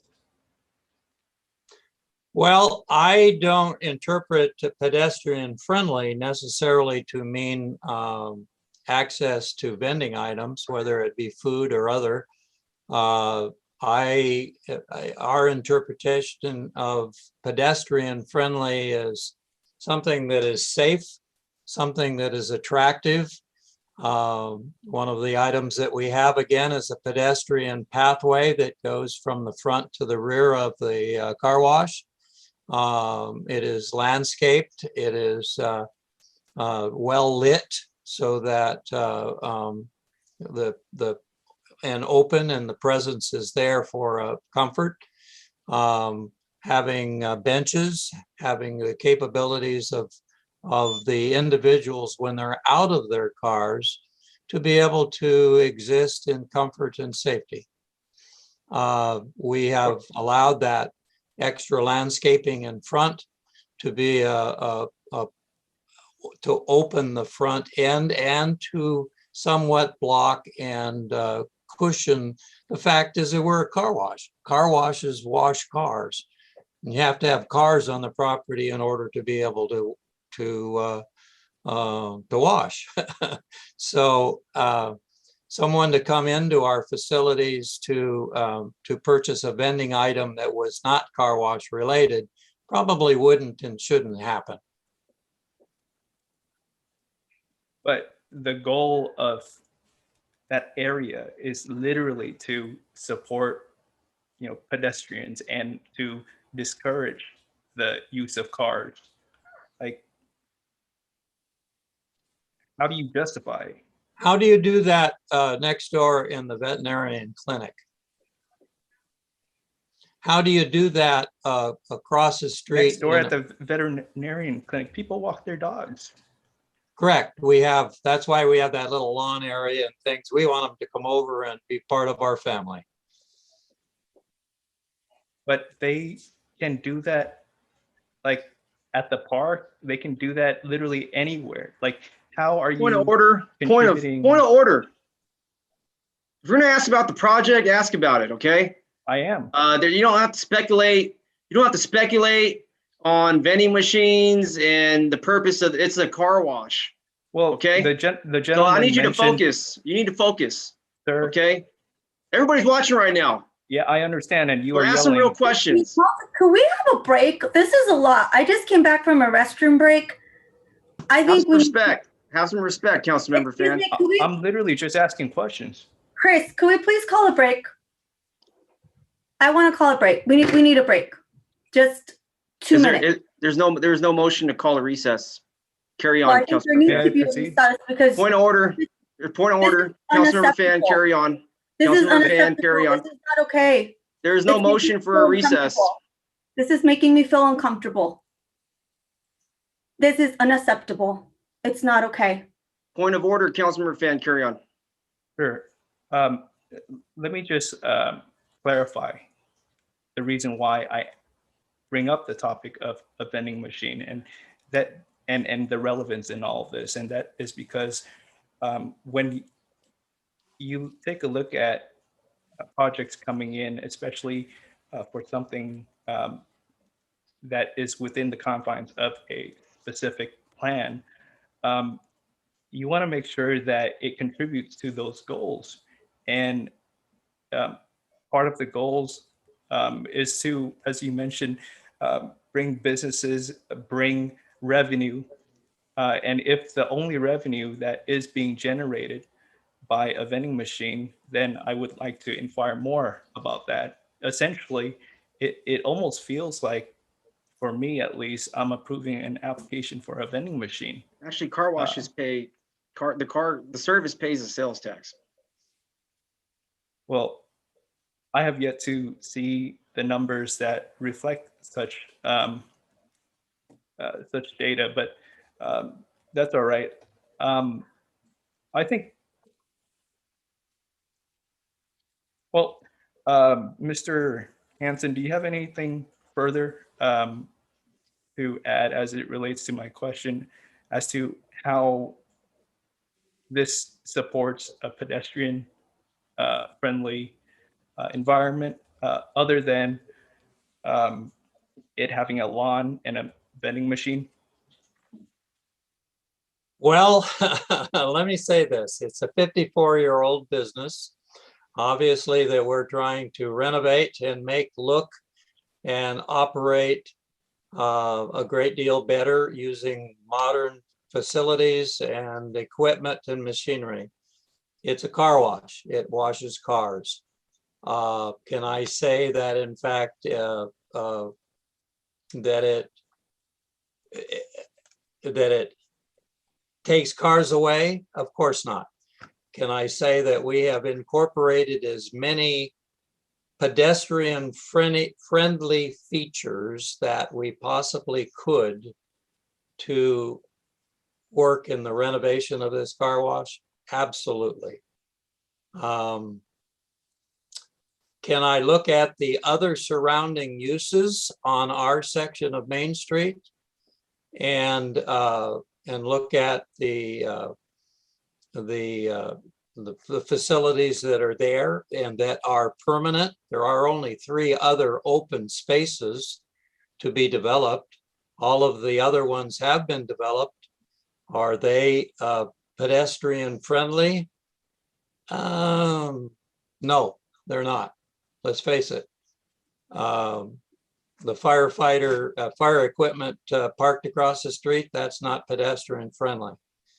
Even the motel units down the street, but not very far away, that's not pedestrian friendly. The restaurant across the way, that's not pedestrian friendly. What we're doing is that we're renovating an existing 54-year-old business in the best possible way to make it as safe and comfortable as possible for people when they're out of their How cars. do you raise hand? Don't say nothing. No, I'm sorry. Did you want to say something, Mr. Sue? Say something. Yes, Mr. Fawn. Yeah, we're gonna maintain the history of this car wash. We're gonna have some placards on the walls to show that how old this car wash is. There are people attached to this car wash. We're gonna be a part of the community, and we're gonna make this good. It's not looking very good. It's not pedestrian what you call friendly right now, but we are making it pedestrian friendly. We're spending money on that one. If you want to keep Let me add that to that. By the vacuum area, we will have all kind of art pictures, gallery or history of Milpitas. We're going to put it there, and history of the car and so community car wash, previous one, and also we're going to put vending machines so people can walk there. And there will be very safe area behind the vacuum area by the wall. People can walk, have a chat, sit there, and see the history by walking through that. Right now, there's no person attending this car wash. After we renovate it, make a new one, we're gonna have 2 people all the time taking care of the stuff. And that's gonna take care of the pedestrian friendly things. Yeah, and just to add, right, we know the community is deeply attached to the car wash, and we want to be able to maintain that, right? So we are going to put up murals, right, so that folks can come in, they can look at that and potentially use our vending machines, and that'll drive business to the entire neighborhood. And that's what you'll see in the testimonials that other businesses have sent. They know that this will drive other clients, it'll help them. So it's like, we are helping them, they're helping us. So I'm sorry, can you elaborate? I didn't quite catch that. No, so what I was trying to say is there is a deep history, right? This car wash has been in the community for a long time. So a lot of people who stop by, they give instances where they say they came here as kids, right, with their parents. So there is a deep attachment. So that attachment is the point I'm trying to bring up, that, right, that'll help folks come over, and we'll build out the murals and other pictures that'll help drive that to the extent that we can. And as Dean mentioned, this is a car wash, right? At the end of the day, it's there to wash cars. So we're moving the legacy to next level. We're putting so much artwork there by the fan, and there's venue so people can have fun, and we'll play music there.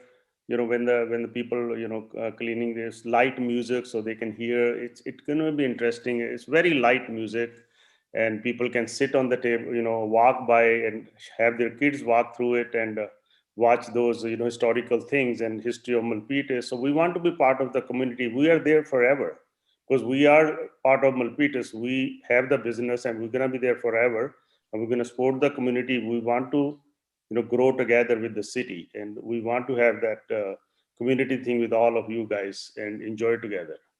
Yeah, and Council Member Fan, right? One thing, we already are running the car wash, so the car wash is not going anywhere. This is a chance to improve it so that we can serve the community better. Okay, well, thank you for your time, everybody. I may be tough on my questions, but I'm just trying to do my due diligence. Okay, that's fine.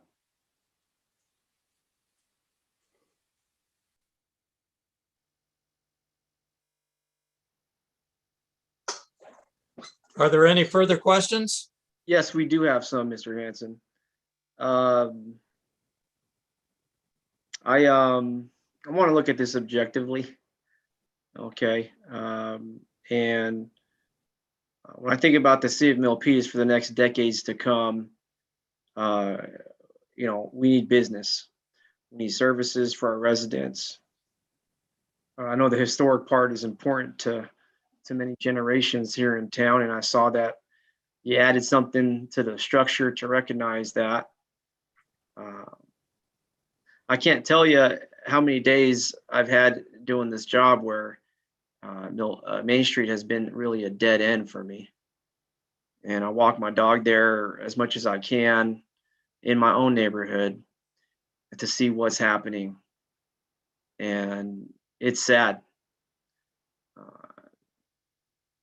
every little bit of Main Street we can get, we're trying to work on it. And I think we have something before us tonight that I'll be supporting. I'll be supporting this business tonight on this item. I think there's going to be good business. I think there's going to be good business. I think there's going to be good sales taxes. I think it's going to clean up that area. I'm not really looking to, in my whole life here, which I will be here, I'm not looking to add a bunch of housing by the train tracks, unless we get that quiet zone, but that's different. And so I think this is actually something good for Milpitas and Main Street.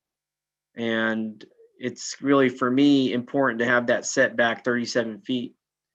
Need that 37 feet for safety, pedestrian safety.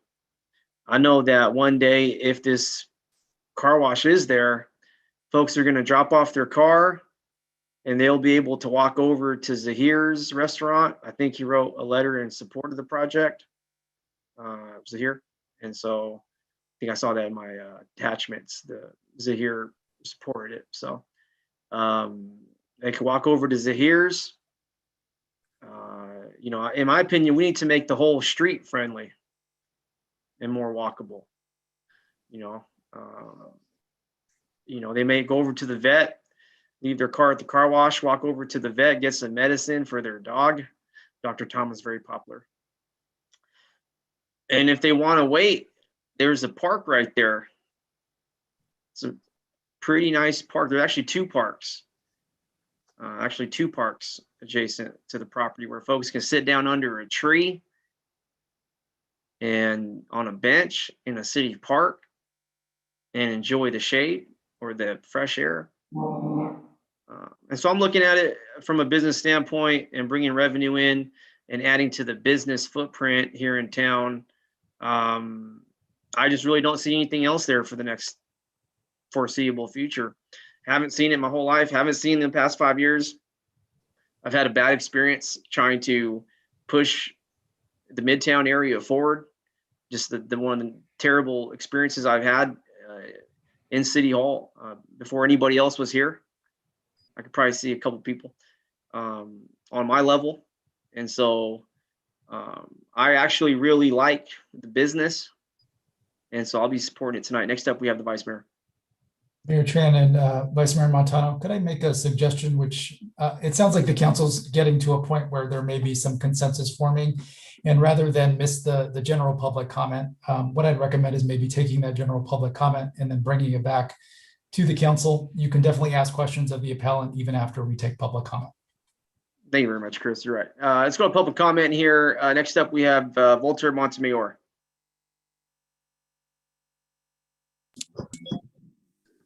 Hello, yeah, this is Voltaire Montemayor. It's kind of, I'm in between, but I may favor one eventually. The thing is, we need a dialogue. We're going to convince each other. We don't single out.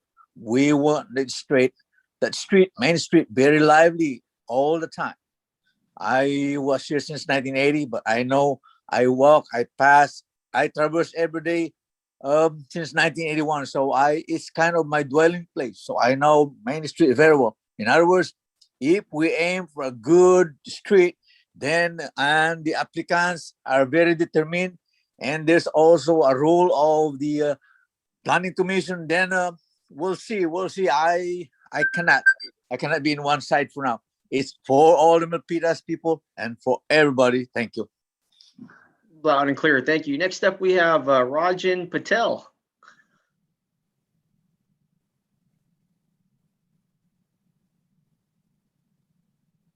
And you'll want to unmute your microphone. Sorry. Okay, sir. So I'm a Milpitas resident, number one. Number two, all from entire comment, I take 3 or 4 points. Number one, the city council, not the city council, the planning commission has some ideas or dream. Based on that dream, they are denying this project. Number two, there are quite a few of cities around. If you go from El Camino Real in Palo Alto to Fremont, it takes about 20, 30 years to develop and put the dream together. Number three, there are existing foreclosed projects on South Main Street. Rather than getting the residential, there should be some other project also. And number four, the project you develop will be a vital starting point from other business to come in. Thanks a lot. Thank you very much. Okay, any further public comment? Anybody else here that would like to speak that has not spoken? We welcome you. We appreciate you. We're glad you're here.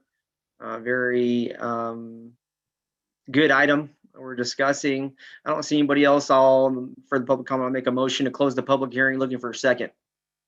Second, I second. We have a second from Councilmember Chua. All in favor of closing? Mayor, with all due respect, my hand has been up. I have some questions for the applicant, and you never called me. Well, you're not a part of the public. We're going to go back to the dais right now. Well, that was before. Okay, we're going back. As long as I just want to clarify that we're going back. It's the public hearing, and we heard the public. Okay, we have a motion by myself and a second by Councilmember Chua. All in favor, virtual roll call. Councilmember Finn. This is the motion to approve this? Yeah, It's the motion to close the public hearing, yes. Oh, okay, I just want to confirm. Aye. Okay, Councilmember Dominguez. Aye. Councilmember Chua. Aye. Vice Mayor Montano. Aye. Myself is an aye. The public hearing is now closed. Thank you, everybody.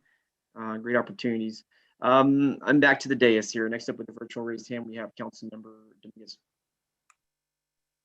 Thank you very much, Mayor. I have some questions for the applicant in terms of parking and traffic. Wondering if staff could, I think it was in the applicant's presentation where you shared a slide in regards to traffic on Main Street. Yes. Is there a way that you could kindly share that with us again? Yes. And let me go ahead and plug my battery to make sure I don't get disconnected. All right, there it is. All right, so there is one that there was cars and you had some numbers up. Yes, back to the traffic issue slide, actually. Yes, that one's it. Okay, perfect. So my questions on these numbers, you said, so you anticipate that there's going to be peak times, and that's based on your current flow of traffic now? Well, in car wash in general, there are peak times. There's obviously it's the same thing as Starbucks. They have peak times, and so do we. Okay. I guess my concern is around if we have an updated facility. I just have some points of clarification questions on the configuration of the traffic analysis, because I could only think that because the building may be older, that maybe it doesn't attract, excuse the noise in the background, it may not attract, it may attract a different clientele or even more clientele. I could assume that that's the speculation here. Yes, we absolutely. we believe that we will probably double our business. Wow, double the business. Do you find that during peak time hours, the traffic flow may move into Main Street? No, not at all. The BKF engineers did an extremely exhaustive study on traffic on this site. As far as the flow, the generation, and they came to a number of very interesting conclusions. And the highlight of those are, there are four of them, that the site configuration allows for all internal circulation with little potential for any vehicle conflicts. The cars can get on and off of Main Street efficiently, having the two driveways, and they can handle all the circulation on site. And so that there would never be a conflict between the car wash traffic and Main Street. The most important item, again, for you to understand is that the projected increase that we will have even during the peak times, and the peak times are on the weekends are between 11 and 5, and on the weekdays between 11 and 1 and 7 to 8 o'clock at night. That the total traffic counts or the additional increase in daily trips generated is less than 1% of what is currently there. So it has not even a small interruption or increase in the traffic currently on Main Street. Okay. The second question, I just want to clarify the number of employees that this will have. I apologize. I had to go to the restroom and I came back in the midst of a conversation. Just want to clarify how many employees will be employed through this car wash? Because right now you don't have any, correct? Correct. There is no employees on site now. Let me say this, is that there will always be a minimum of 1 employee on site. And it will be staffed according to the need. There are, and as rightly so, some of the times they will be attending to the vending machines. Some of the time they will be cleaning up the site. Some of the time there will be additional employees that will be attending to the equipment in the car wash itself. So there will be a minimum of 1, probably as maximum of 3 or 4 at a time on this car wash site. Okay. And then staff, I just wanted to ask a question. Could you tell me how many pedestrian incidents we have had in maybe less than around the vicinity of the car wash, maybe in the last 5 years? Do we have that information available? Thank you, Councilmember Dominguez. I don't believe we have those numbers available. No worries. Rosalind, did we look at anything like that? I don't believe we did. We would have just anecdotal knowledge of incidents that have happened along Main Street at best. Okay. Yeah, no, we don't. Not a problem. Just wondering. Perfect. Thank you so much for all of your guys' time. That concludes my questions. Thank you very much, Councilmember Dominguez. Next we have Councilmember Chua.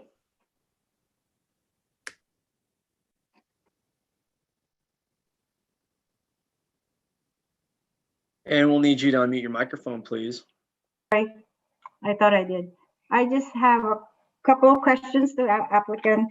Can you please confirm to me that you will have cameras all over the structure, the new building? Yes. How many?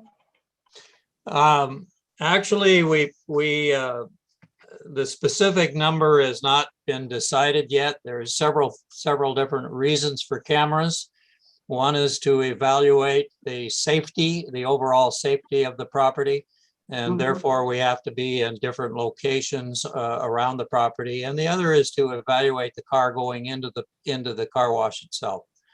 Yeah, And, I just want to make sure it's there because I'm looking at the safety of your customers. Number two, there will always be personnel present during open hours. Always. Okay. Will you have a training procedure in place before you open the new facilities so the personnel can handle emergencies? Yes. That's the short answer is yes. Actually, car wash personnel are highly trained, specifically because of the operations of the machinery and of cars being around.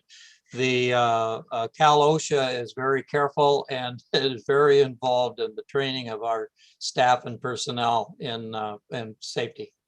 Okay, thank you so much. Thank you, Mayor Tran.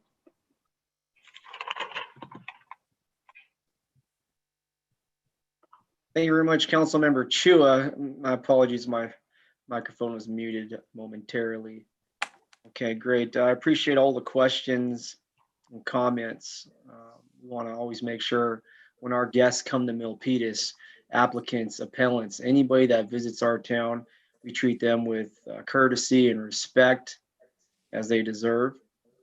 And we appreciate anybody that comes to the city of Milpitas, and we'll always make sure we treat others how we like to be treated. So I appreciate everybody. Okay, I think I've heard from most of the council. Waiting on one person, the vice mayor, maybe? Yeah, I have a question. My hand is up. No, it wasn't. Okay, It Vice wasn't. Mayor, please. Okay, thank you, Mayor. So I'd like to ask, so a little bit of background. I did watch the Planning Commission video stream, and there were so many details that were mentioned there that you didn't mention, that the applicant didn't mention. You mentioned that you have you're going to have lighting. You're going to have it's state-of-the-art equipment, state-of-the-art car wash. Also that it's high tech. I mean, folks that customers that want to use, they have the opportunity to use their app, they don't even have to take out a credit card. They just use an app and inside they go. So I really was impressed with that. So staff, can you show a picture or a map of the Midtown specific plan? Because that's the focus throughout this whole conversation. The staff has been mentioning the Midtown specific plan, the goals and so forth. So can you show a map so I can get a context and the public can get a context of what are the boundaries of the Midtown specific plan? Yes, Vice Mayor, we prepared a couple of slides for you. So the first slide shows the current boundaries of what is called the Midtown Specific Plan. As you can see here, it goes all the way. The south is Montague Expressway, and then all the way up to Calaveras and a little bit beyond. The proposed car wash is about in the middle, as you all know, of the blue area on the east side of Main Street. And then, so this is the current boundaries of the Midtown Plan. I wanted to zoom in. Could you show the next slide, please? So, sorry, this is a little bit messy. This was a slide from a presentation that was given to the council back in 2019, I believe, when we talked about, where we received some direction from you on how we would approach the update to the Midtown Plan, which will be called the Gateway Main Street Specific Plan. Now, the car wash here is in the green area. So, as you'll recall, the new specific plan, we talked about creating 3 focus areas, one of which would be Main Street. And as an urban planner, if you look at it, there's really more or less 2 sections, generally speaking, 2 sections of Main Street, and they revolve around the middle there. One is light green and one's dark green. The car wash is sort of in the darker green area, again, on the east side of Main Street. There was a differentiation. Even the current Midtown Plan calls for more of a downtown or a village, if you will, a center area in a light green area. And then the darker green area is, we talked about last Thursday. I know you were there at our community conversation. The character of the street changes a little bit south of Corning Avenue. It's a little bit wider, and the character is just a little bit different. But the focus area will cover all of that segment, all of that Main Street corridor. Right, and thank you for that additional information. So the historical part, the historical core is from Weller Lane, Carlos Street, Sinnott Lane, and Corning. So after Corning that's when you'll have the car wash and so forth. So what I envision is most of the pedestrian paths will be in the historical section, which is more north by the library and ending on Corning. So I just wanted to point that out, that I know that this is a huge area for the Midtown specific plan, and the focus is to make it pedestrian friendly. However, the focus is on that historical core of Weller to Corning Street. There was also mention about sales taxes. What was failed to mention that this project will act as a catalyst so that when people get out of their car, not actually get out, but when they move out of their car wash, they can go to the nearby restaurants. And this is also an impetus for new businesses to see. They say, "Oh, well, this whole place is being revitalized. Let's invest in our Main Street." So I think that this project is going to be a catalyst for more projects to improve Main Street and to really to revitalize Main Street. That's the bottom line. And I think also the fact that you're going to have one or two employees. I mean, who can be against jobs? Who can be against job creation? So this is really, I'm going to agree with the mayor. I think this project is really important. This is going to be the catalyst, in my opinion, to make Main Street what it should be, businesses and mixed use. So, and I do also agree with that 37 setback. That is safety. Without a 37 setback, you're asking for trouble. You need to have that 37-foot setback. And like I said, this is going to be a multiplier effect.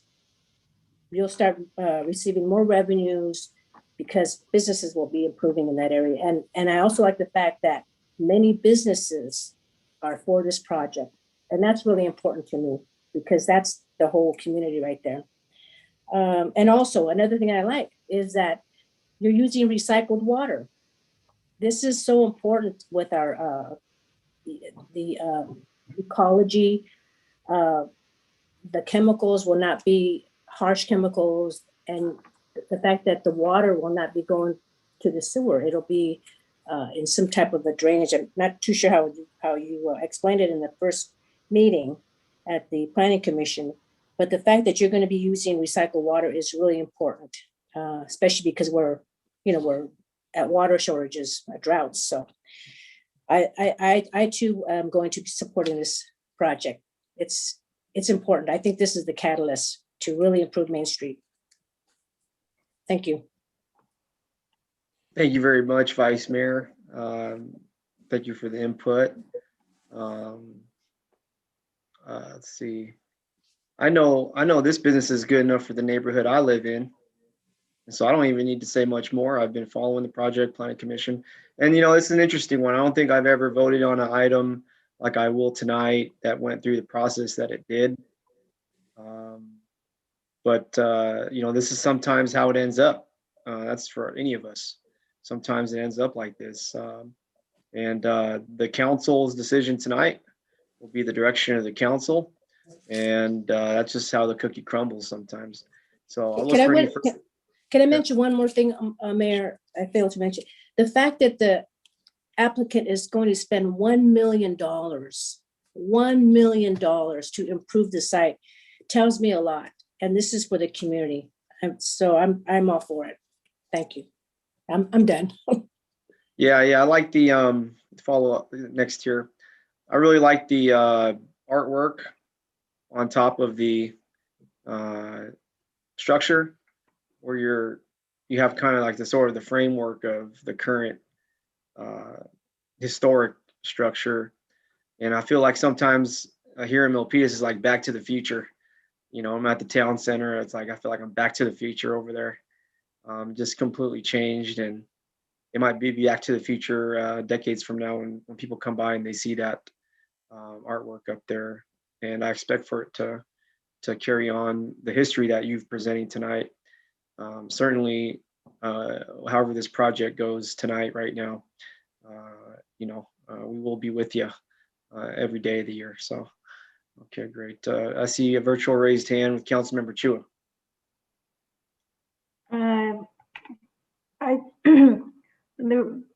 I'm going to support this project.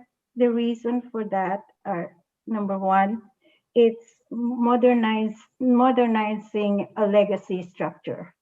And I see the car wash as a legacy structure on Main Street. Number two, I'm concerned about our mandate from the city and from the state and federal of having decarbonization 2035, 2045, and I can't see this structure being there for the next 20 years. So it has to be modernized. And they also address the issues of noise, traffic, and I do like the setback of 37.5 because I think that's safer for the customers and also for the pedestrians. And I agree with the Vice Mayor that it will be an impetus for more businesses on Main Street. And the fact that the applicants are willing to look at their hours, they're willing to spend the money, they're investing in our community as well. So I'll be supporting this project. Thank you, Mayor. Thank you very much, Councilmember Chua. Okay, in the interest of time, I do want to go to our city attorney, Christopher Diaz, for the next step. I don't think we're going to be going to adopt a resolution denying this project tonight. So take us away, Chris. Yeah, thank you, Mayor. Excuse me. What I would need from the council tonight is just a motion to direct staff to return with a resolution, essentially denying the, approving the car wash and denying the appeal, so to speak. We've heard from council tonight, and so I've been taking copious notes. I'm sure planning staff has also been taking copious notes. And so what we will do is if we have that direction tonight and that motion is approved, we will plan to bring back a resolution that is approving the car wash, place that on consent on your next regular meeting agenda, which is the 18th of May. And at that point, if anybody wants to make a comment about the contents of the resolution or any council member has questions, we'd be more than happy to answer them. But otherwise, you could just adopt the resolution on consent at your next regular meeting. So what I would need tonight is just a motion to direct staff to return with the resolution approving the car wash. I'll make a motion to approve the car wash and bring back the item at the city council meeting in 2 weeks. Looking for a second. Second. We have a second by the Vice Mayor. All in favor, virtual call, Councilmember Fan. Nay. Councilmember Dominguez. We'll need some audio. No. Councilmember Chua. Aye. Vice Mayor Montano. Yes. Myself is a yes. The motion is carried. Thank you to our appellants and our guests and the community. We'll see you back in a couple of weeks. Okay, great. Thank you much. Moving on, item number 19, public hearing. Let's adopt a resolution approving fiscal year 21-22 master fee schedule. And we have our Director of Finance, Lauren Lai. Mayor, with all due Yes. respect, I'm not feeling well, and so I'm going to go ahead and log off. I really don't appreciate your tone of voice that you gave to Anthony earlier. I'm literally feeling unsafe with you and your tone and you being so disrespectful that I just feel that you are not abiding by the code of conduct. And I asked you for a recess so we could all reset, and you couldn't even address that. So at this time, I'm going to go ahead and log off because your behavior is inappropriate and you are in clear violation of the rules that we put. And I just don't feel safe. No one else is saying anything. And so I am going to say something because what you did to Councilmember Fan is inappropriate. And I am feeling unsafe at this moment. And so I'm going to go ahead and log off. And I hope that at the next meeting, you realize that your temper and the way that you yelled at him is inappropriate. And it clearly violates some of the code of conduct that we have all approved for all of us to follow, for all of us to feel safe, and for all of us to have good meetings. But I really do think that at this point, I'm literally shaking, and it's not okay for you to treat people the way that you treat them. It's harassment, and I've already asked staff to look into and talk to you, and I'm not sure it has happened or not, but this needs to stop. It's not okay. You're taking it out personal on each of us. And so I am stating it for the record that your behavior is inappropriate. I do find that your behavior is sexist.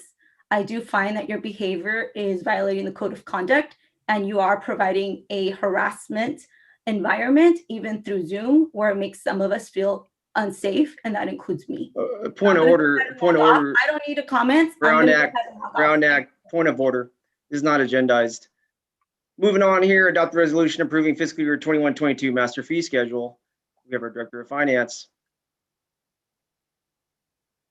Welcome, Lauren. Oh, good evening, Mayor, Council, members of the public. I'm happy to introduce this item before you, which is the master fee schedule.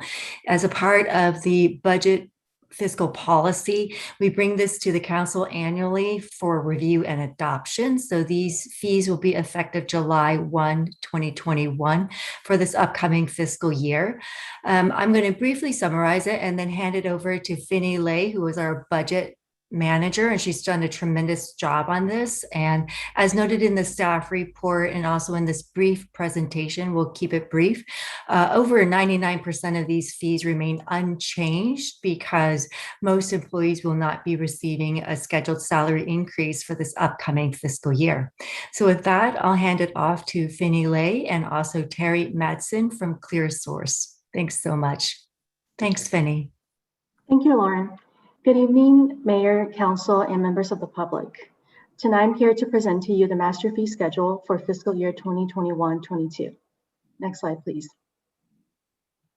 The agenda for the presentation includes the background definitions, fiscal year 21-22 master fee schedule updates, and recommendations for the council. Next slide, please. So what is a user fee? It is an amount that's charged for a government activity performed at the request of and/or specifically for a particular individual, business, or group, as opposed to a service performed for the community as a whole. Next slide, please. Here are some examples for user fees for the categories below. In development fees, we have building, planning, and fire permitting and inspection fees. In engineering, we have map review and encroachment permitting fees. In utility, we have sewer lateral inspections and restoration of discontinued water service. In police, we have fees such as vehicle impound and false alarm response fees. For recreation, we have fees such as program participation fees and facility rental fees. Next slide, please.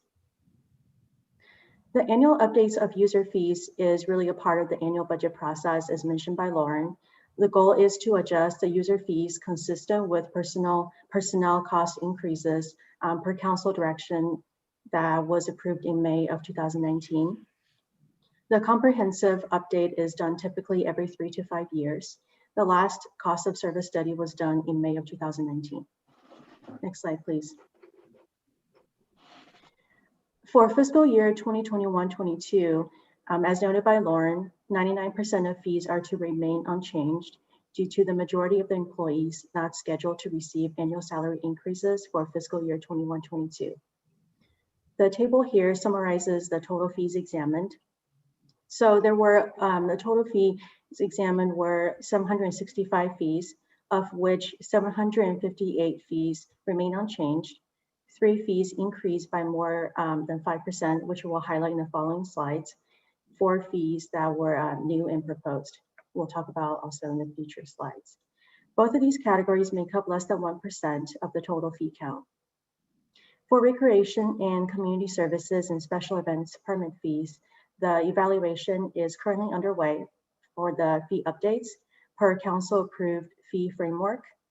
Proposed changes may be brought back to council next fiscal year. Next slide, please. Next slide, please.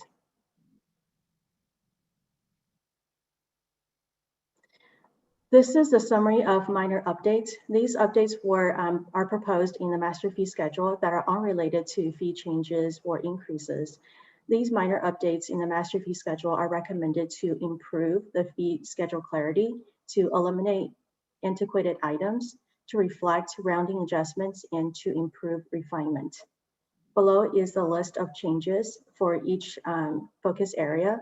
For planning, the changes clarified fee schedule to identify permit renewal fee for short-term rental permit fees and to clarify applicable credit card, ACH vendor processing fees for payments made electronically.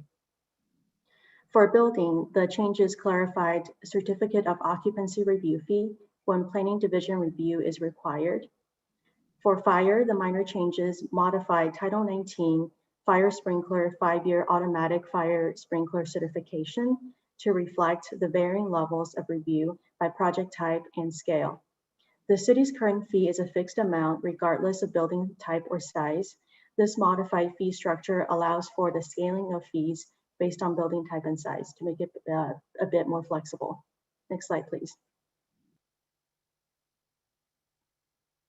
There are some significant changes proposed for the false alarm response fee structure.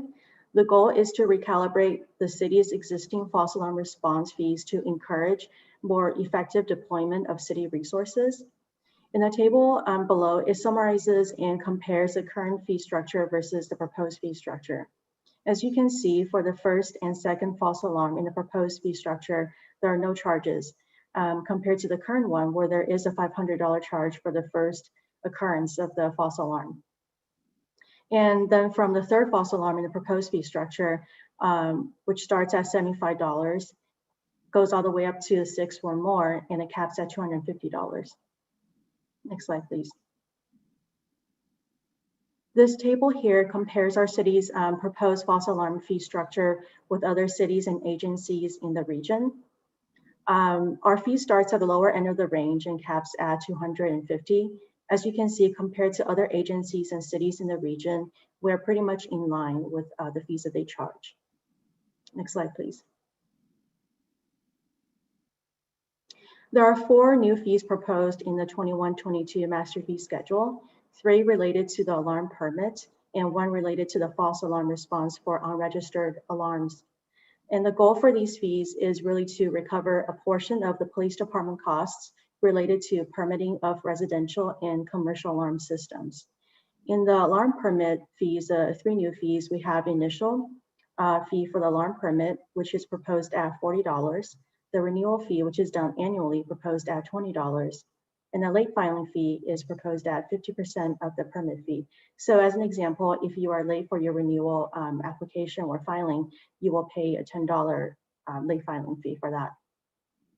For the false alarm response fee, that's an additional fee for unregistered alarms that triggers a false alarm. That's proposed to be $25. Next slide, please. Similar to the last comparison table, this table here compares our city's proposed alarm permit fee with the other cities and agencies around us. It's pretty much on par. We have a flat fee. We don't distinguish between residential versus commercial, like in Sunnyvale Mountain View. Overall, it's pretty much on par with other agencies. Next slide, please. There were rate ordinances that were adopted on February 19th, 2019 for 4 years. That is scheduled to increase water and sewer utility rates by fixed amounts annually. The goal was really to ensure that the funding for wholesale water purchases and capital improvements funding for CIP projects that will potentially be identified in the water and sewer master plan that are currently underway. This also positions the funds for debt issuances and obligations. So the table below is an illustration of how this fee increase can potentially impact a single family residential household average user. So the water and sewer utility fees are projected to increase by approximately 6% and 7% respectively.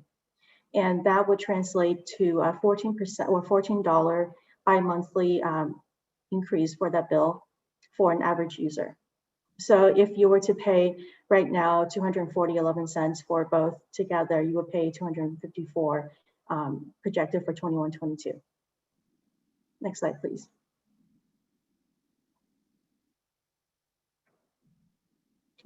Next slide, please. So this slide is a little bit difficult to read. Apologies for that. We want to benchmark our city's water utility rates against special districts, other agencies and cities in the region. We're comparing fiscal year 2021 rates because data is not yet available for fiscal year 21-22 rates in other jurisdictions. For 2021, our average bi-monthly water utility rate for single family residential household was estimated at $129.04, which, as you can see, was below the average rate of $142 for the region. Next slide, please. Similarly, we benchmarked our city's 2021 sewer utility rates against the special districts and agencies and cities in the region. And you can see that the average rate for the area is around $120, and the rate estimated for our 2021 rate was around $111. So it's below the average as well. Next slide, please. Our city also offers utility rate assistance program. The budget for fiscal year 2021 was $256,700. Through April 30th, 2021, we've expensed $11,949 so far. The budget remains available is $244,751. And the budget for fiscal year 21-22 remains the same at $256,700. Next slide, please. The recommendations for the council are to move to close the public hearing following any comments and adopt a resolution approving the fiscal year 2021-22 master fee schedule. Thank you. That concludes my presentation. Terry, our consultant, and I are now available for any questions you may have.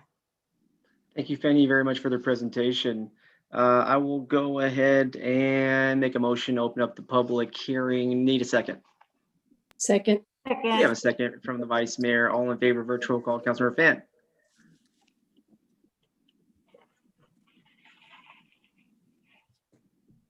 Absent, Councilmember Chua. Yes.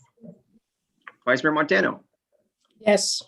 Okay, Councilmember Fan, there he is. Councilmember Fan.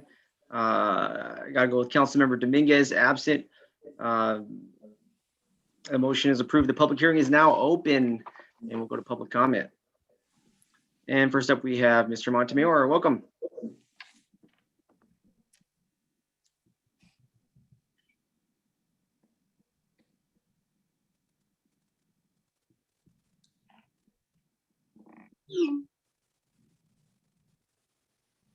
Mr. Montemayor, welcome. Okay, I found my unmute button. Sometimes very hard. Yeah, big topic with probably a variable consideration to specific requests. It's a great presentation. I just mentioned some rote words or phrases. All our department should not be earning bureau, as we know that, but we cannot be too lenient. In other words, we run government, we run fairly, and consider the poor. Thank you. Thank you very much, Mr. Montemayor. All right, we're here in the public hearing, folks. If you're with us tonight, we're taking public comment. Very important matters here.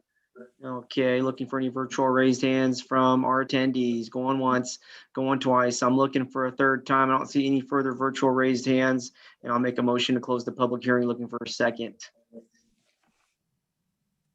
Second. We have a second from the Vice Mayor. All in favor of virtual call, Councilmember Fan. Aye. Councilmember Dominguez, absent. Councilmember Chua. Aye. Vice Mayor Montano. Aye. Myself as an aye. The public hearing is now closed.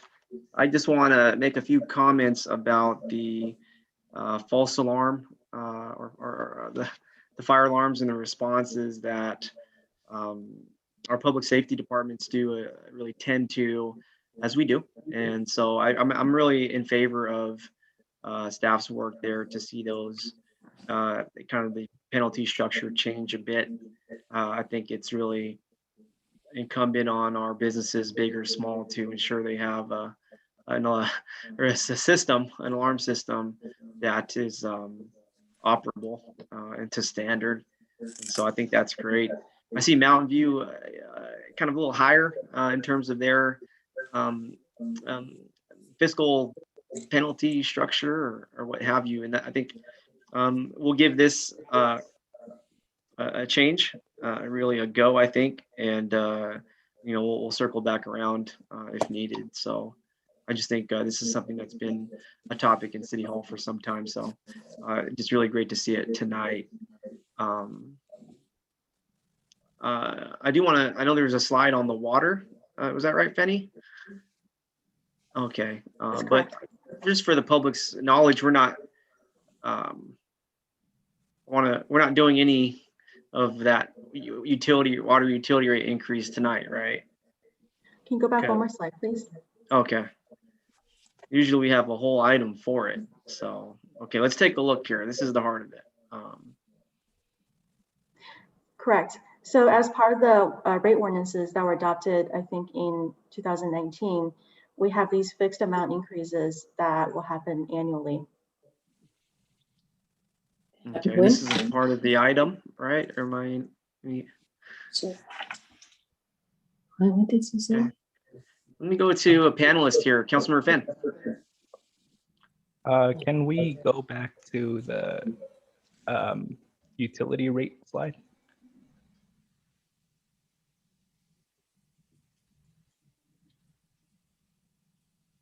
The one that was just before that.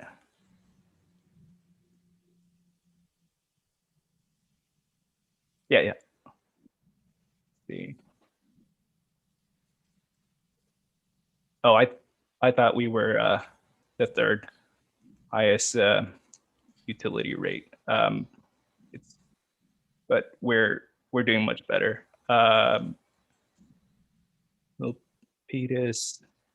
It's nice to see that our rates are better than Millbrae's. Always a good thing. Yeah, thank you very much, Councilor Fan. I concur. And then Fenny, if we can go back to the that slide we were previously on, please. Sure. Okay. Can you present this slide for us again one more time? Sure. So the rate ordinances were adopted on February 19th in 2019. And part of the ordinances, I believe there was, they agreed it was for 4 years, and every year it would increase by a fixed amount, the utility rates. So the goal for that really was to ensure that we're in a good position for those funds to support infrastructure changes and support the debt issuances and obligation that we have outstanding. So the table here is really to illustrate what's going to happen to an average user for like in a single family residential household. The experience they're going to get really is going to be projected $14 increase bi-monthly for water and sewer combined. Okay, great. Thank you so much. So this has been approved, and we're not approving it ourselves tonight. It's already been done in February 19th. Thank you so much. Yeah, water and utilities is always kind of a sensitive subject or item. You know, anytime something goes up, we got to kind of hit, hit the brakes a little bit. But with that being understood, I have no further comments. Just great routine work in our finance department. I'll look for any further virtual raised hands by my colleagues. Okay, I'll make a motion to adopt this resolution approving fiscal year 21-22 master fee schedule. Looking for a second. Second. We have a second for Councilmember Chua. All in favor, virtual roll call. Councilmember Fan. Aye. Councilmember Dominguez absent. Councilmember Chua. Aye.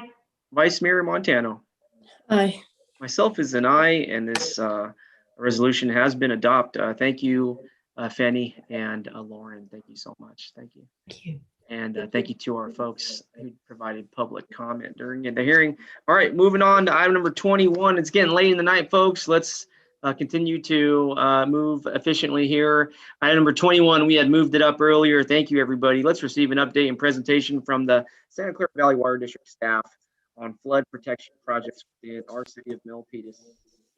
And we do have our guest here. I think our Director of Engineering, Steve Erickson, will kind of take the baton at this point before we get the baton over to our guest. Good evening. Yeah, good evening, Mayor and City Council. So the Valley Water District is going to be constructing a couple of creek projects here in the city of Milpitas later this year.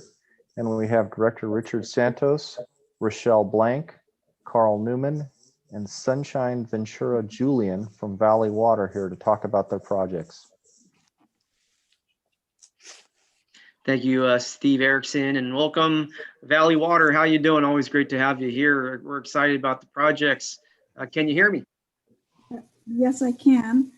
I'm not quite sure if Director Santos is still on. Yes, I can. Can you hear me? Yes, I can. Thank you. Wonderful. Please carry on. Start off? Yes, Director Santos, please go ahead and start. Well, thank you. Of course, good evening, Mayor Tran, Vice Mayor, and of course, Milpitas City Council. I'm Richard Santos, honored to be your representative to Milpitas and the Valley Water District Board of Directors. See, tonight you had a lot of action and a lot of proclamations, well deserved, and I hope I can keep that excitement going. I'm pleased to announce the construction of the Lower Penitencia Creek project, as well as the construction work on the Lower Calera Creek that is part of the Lower Berryessa Creek flood protection project this summer. These are two projects are of critical importance of providing flood protection to the residents and business of Milpitas once completed. Lower Penitencia Creek receives flows from Berryessa Creek and carries it to Coyote Creek for further downstream. It is critical that we complete these improvements as Penitencia Creek serves as a vital link between the Berryessa and Coyote Creeks. Residents who live near the stretch of the Lower Penitencia Creek will continue to receive the benefits of 100-year flood protection once the project is completed. Tonight, I am joined by knowledgeable and excellent Valley Water staff who are going to be providing a presentation on the project as well as answering your questions. Please ask questions and share your thought with us. Although tonight's discussion is focused on flood protection, I'd be remiss if I didn't mention something that's real vital, of course, to the mayor who just got through talking about that, something that's talking about the drought. We're in the middle of a drought that is threatening our water supply. Currently, the U.S. Drought Monitoring classifies all of our county as being in a severe drought. We have no idea how long it's going to be and how bad it may get. I ask that we all conserve water by taking necessary measures to reduce water use. The collective conservation efforts by many of you got all of us through the drought, and we can certainly do it again. With that, I want to thank Mayor Tran and the Milpitas City Council for your support. I will now turn it over to Carlin Sunshine that will provide the presentation on upcoming work in your city to make it a lot safer and help with insurance rates and you name it. All I can tell you is this, excellent meeting. I've got great staff and you all be safe. And thank you very much, Mayor. Thank you, Dick. Okay, thank you, Director Santos. Good evening, Mayor Tran, members of the City Milpitas Council. Thank you for having us here tonight. I'm very pleased to present the Lower Calera Creek project as we are preparing for construction later this summer. Lower Calera Creek is one of several projects along Berryessa Creek. As some of you may know, we have been in the planning, design, and construction of the Berryessa Creek project since around early 2000. To date, we have completed many elements of Berryessa Creek. We completed in 2016 what we call phase 1 of Lower Berryessa Creek, which begins at the confluence with Lower Penitencia Creek and spans upstream to about Able Street Bridge. We also completed the phase 2 of Lower Berryessa Creek between Able Street Bridge and East Calaveras Boulevard in 2020. With the help of our federal partners, the U.S. Army Corps of Engineers, we have also completed what we call Upper Berryessa Creek, which spans from Calaveras Boulevard upstream to I-680. Now we are focusing on the tributaries of Berryessa Creek, and that is the subject of this presentation today, which is Lower Calera Creek, which spans from the confluence of Berryessa Creek all the way up to an existing drop structure that is adjacent to Milpitas Boulevard and just upstream of Arizona Avenue. We also have what we call phase through, some future work. We have completed the planning phase for the Upper Calera Creek and Tularcitos Creek, and then design is scheduled to commence within the next 10 to 15 years when funding is available. Next slide, please. Okay, the objectives of the project, first and foremost, is to provide flood protection for the 100-year flood event. This is a FEMA criteria that we follow on this particular project.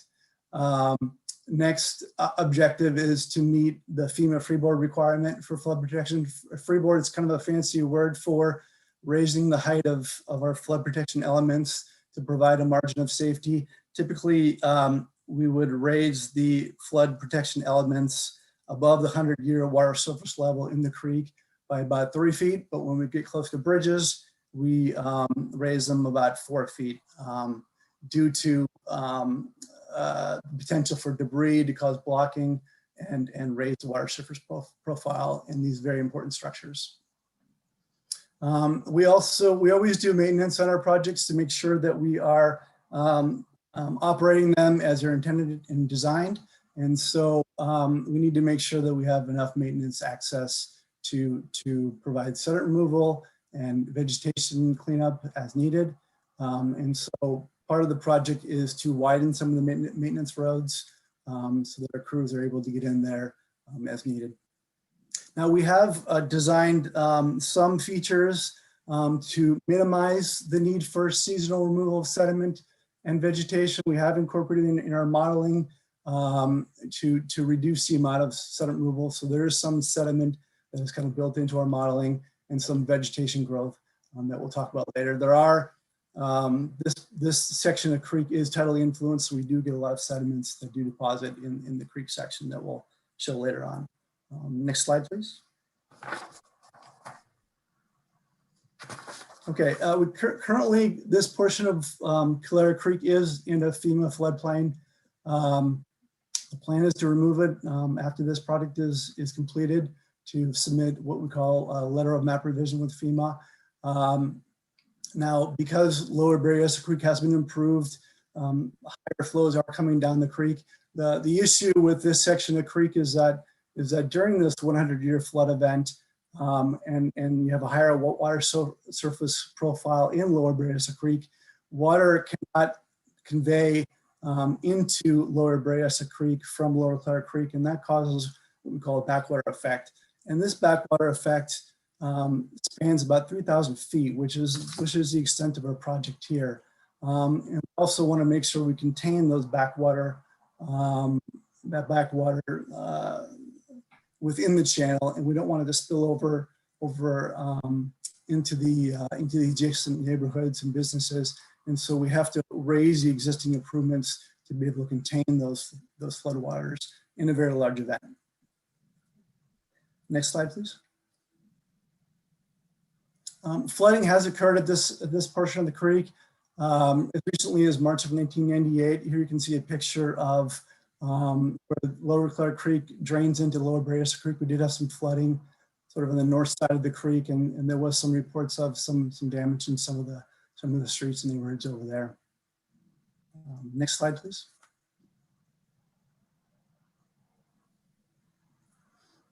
Okay, so here's a slide where we discussed the planned improvements for flood protection. There is an existing U-frame flood wall between the section of where the VTA BART railroad tracks are and Milpitas Boulevard. So we're gonna improve that. We're gonna build a new U-frame flood wall there. We are gonna have we're gonna need to put in some head walls at the bridge locations at Milpitas Boulevard and Arizona Avenue. A head wall is basically a flood wall that runs parallel to the bridge structures. These head walls will be separated from the bridge itself. They will not be any kind of structural attachment at all to the bridge structures. There are existing earthen channels upstream of North Milpitas Boulevard and upstream of Arizona Avenue, and those will be maintained as earthen channels, but we will need to install flood walls just offset from the new maintenance path and maintenance roads within that section. And then we'll also be installing a new asphalt trail on our levee maintenance road along Lower Berryessa Creek as part of this project. And that trail is also a master trail for Milpitas. And so that's why we're installing a trail there. Next slide, please. The left is a current view upstream of North Milpitas Boulevard of Clara Creek. You can see that we have embankments on the left and right. We also have some maintenance roads and some grass on the embankments and a low flow channel there. The future rendering, the channel will be a little bit wider. The slopes will be flattened up a little bit to provide more capacity. We do show the flood walls on the left and the right in our maintenance road on the left, and there's a narrow path on the right-hand side. A nice feature of this design is that we have a vegetated bench that will be planting some plants there.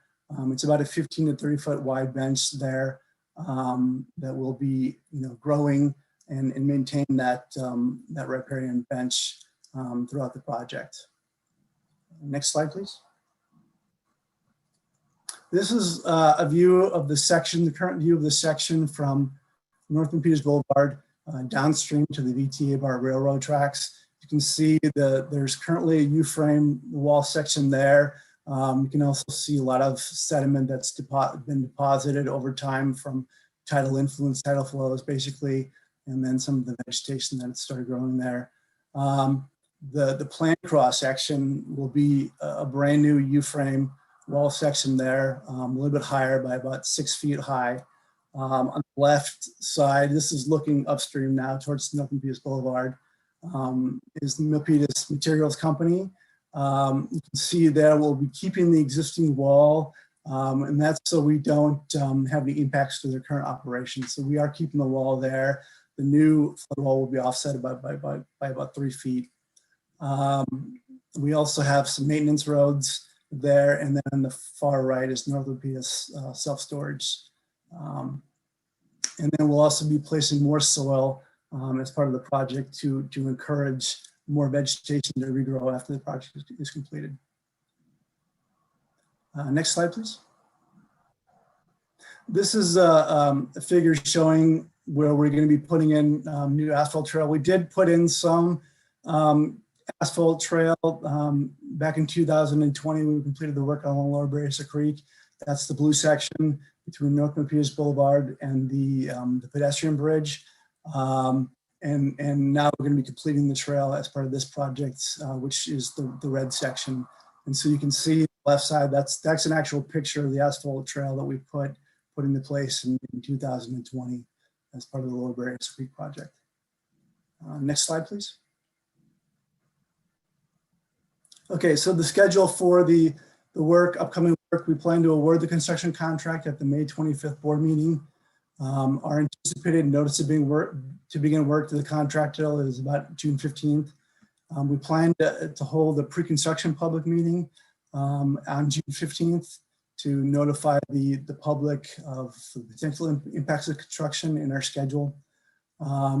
Civil and landscape construction, it's going to take about 1.5 years, so we plan to be completed with this construction work in December of 2022.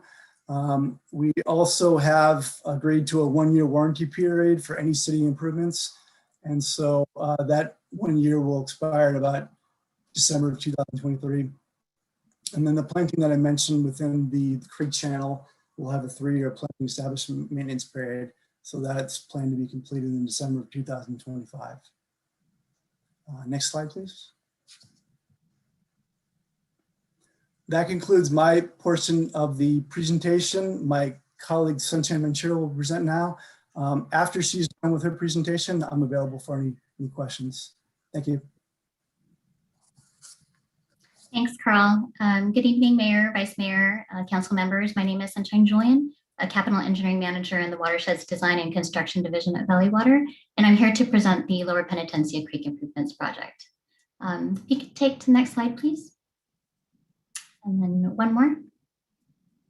Thank you. So the Lower Penitencia project is approximately 1 mile in length. The northern project limit is at the Coyote Creek confluence, and the southern project limit is at San Andreas Drive, which is approximately 300 feet upstream of the Berryessa Creek confluence, as you see here on this map. You can see 880, Dixon Landing Road, California Circle, and Millmont Drive on the map just for reference. There are 4 reaches to this project, reaches 1 through 4. or sections of creek shown on this map and denoted in various colors, which I'll go through in more specifics in the following slides. Next slide, please. So you heard from Carl on the Berryessa Creek and Lower Calera Creek projects. Just some background, the completion of the Lower and Upper Berryessa projects will increase the 1% flow in the Berryessa Lower Penitencia Creek system. So in the current condition, Lower Penitencia Creek cannot carry the increased flow from the Upper Berryessa and Lower Berryessa projects. So additional improvements are required along Lower Penitencia to increase its capacity to convey the increased 1% flow. So the objectives of the project are to convey the Lower Berryessa Creek 1% design flow, to meet required water surface elevations at Coyote Creek and Berryessa Creek confluences, minimize the need for seasonal removal of sediment and non-woody vegetation, maintain existing FEMA accreditation, and ensure that the improvements made meet FEMA certification requirements. There have been presentations provided to the public since 2012 on this project, gaining public input, environmental impact report, scoping meeting, alternatives meeting, as well as project update meetings. Next slide, please. So let me briefly go through the project elements by reach. And again, these are the color-coded sections that I mentioned earlier. So reach 1 is from Coyote Creek to 880. And the cross sections that you see here and in the upcoming slides are looking downstream in the middle of the creek and in the direction of flow, just for reference. So the existing levee would be removed here. There would be a new wetland vegetated bench that'll be constructed and a new levee that's constructed as well. Next slide. And this is reach 2. So reach 2 is from 880 to California Circle. And this reach includes a new flood wall on the South Bank levee. And there's a cross section represented above. Next slide, please. And this is a section of reach 3 from California Circle to approximately Cascadita Terrace area and includes a new flood wall on both leveed banks. Next slide, please. And then continuing reach 3 from approximately Cascadita Terrace area to Millmont Drive will also include new flood walls on both leveed banks. And again, represented cross-section below. Next slide, please. And the last section here is reach 4 from Millmont Drive to San Andreas Drive. And work in this reach includes raising the east levee, as well as installation of a new flood wall on the west bank. Next slide, please. So this is a rendering just showing how the flood walls would look like when installed. So if you can see that beige flood wall in these pictures, Valley Water staff has coordinated with city staff to determine the color of the flood wall, and that will be Barcelona brown. The sheet piles are color-coded just for both aesthetics as well as for corrosion concerns. So again, this is just a rendering just to show the flood walls and how they would look. Next slide, please. Valley Water staff has worked with city staff on the review of plans and specs for this project. We advertised the project for construction on March 9th this year, and we anticipate awarding the construction contract as well on May 25th. The purchase agreement for right-of-way needed for the project is being finalized. Valley Water team is coordinating with the city's team and looking to complete this agreement with the city this spring. We are looking at a pre-construction public meeting next month, June 9th. And we have been already working through the city's engineering team on some outreach items, including public meeting notifications and postings. And we'll continue to work forward with the city. And construction will start this summer and go through till the end of next year, 2022, and followed by a similar 3-year planned establishment period. Next slide, please. With that, just wanted to provide, again, an update on the Lower Penitencia Creek Improvements Project. Again, we're open for any questions, but do thank you for your time and having us speak today. Thank you so much for the presentation. I want to thank Rochelle, Carl, and Sunshine in that order presented. I think we get pretty excited about our waterways here in Milpitas. And we couldn't ask for a better director than Director Santos, who's just been a staunch advocate of Milpitas residents in the greater area.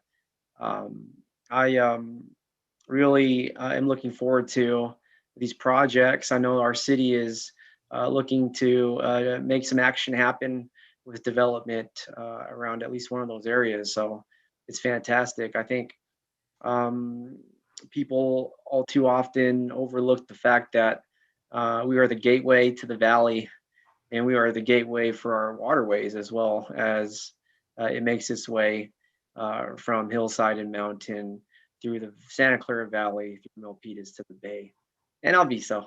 And so let's go to public comment here. I want to make sure we get public comment and we're going to wrap this item up. Voltaire Montemayor, first up, public comment. 1 minute. Here we go. Yeah. Yeah. This is Voltaire Montemer. I'm in line.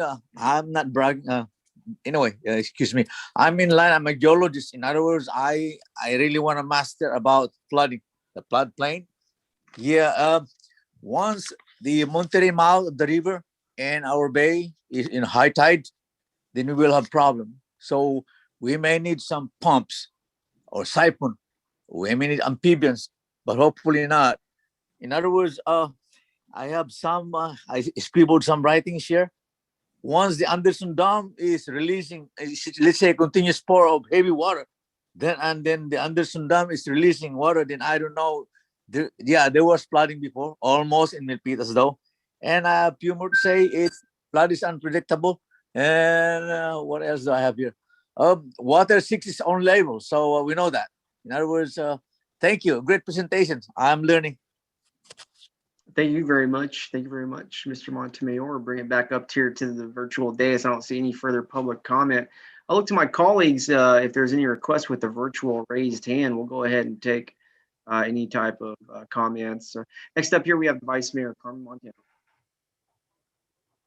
Thank you, Mayor. Just a few comments and a couple of questions. So I'm not sure if you know this, but I used to serve on the Clean Safe Creeks, and we used to go on field trips, and I really appreciated staff. I learned so much how they wanted to make sure that the creeks were clean and safe for the natural habitats of the fish that hatch their eggs there.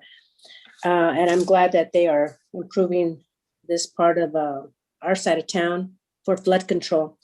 The other question I had now, you mentioned about a headway, so I'm a head wall, and I'm not clear what that exactly means. Can you explain, staff? Yeah, sure. I'll take that question.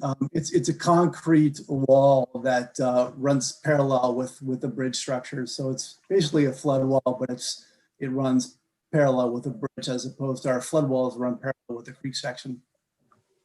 Okay, so it is a concrete wall. So what about the floor of the wall? So you're saying you're going to have two concrete walls side by side, and what about the bottom of where the river, the water actually runs? Will that be concrete or will that be natural? Yeah, the section through between the VTA and BART Railroad crossings and North Milpitas Boulevard is currently an existing concrete structure that has concrete walls and concrete bottom. So we're going to replace it with a new concrete structure there, and we'll be artificially putting in some soil in there, so to allow some vegetation to grow. But that will remain as it is right now. It'll be a new concrete structure upstream of North Milpitas Boulevard, up to the limits of the work, which is adjacent to Milpitas Boulevard.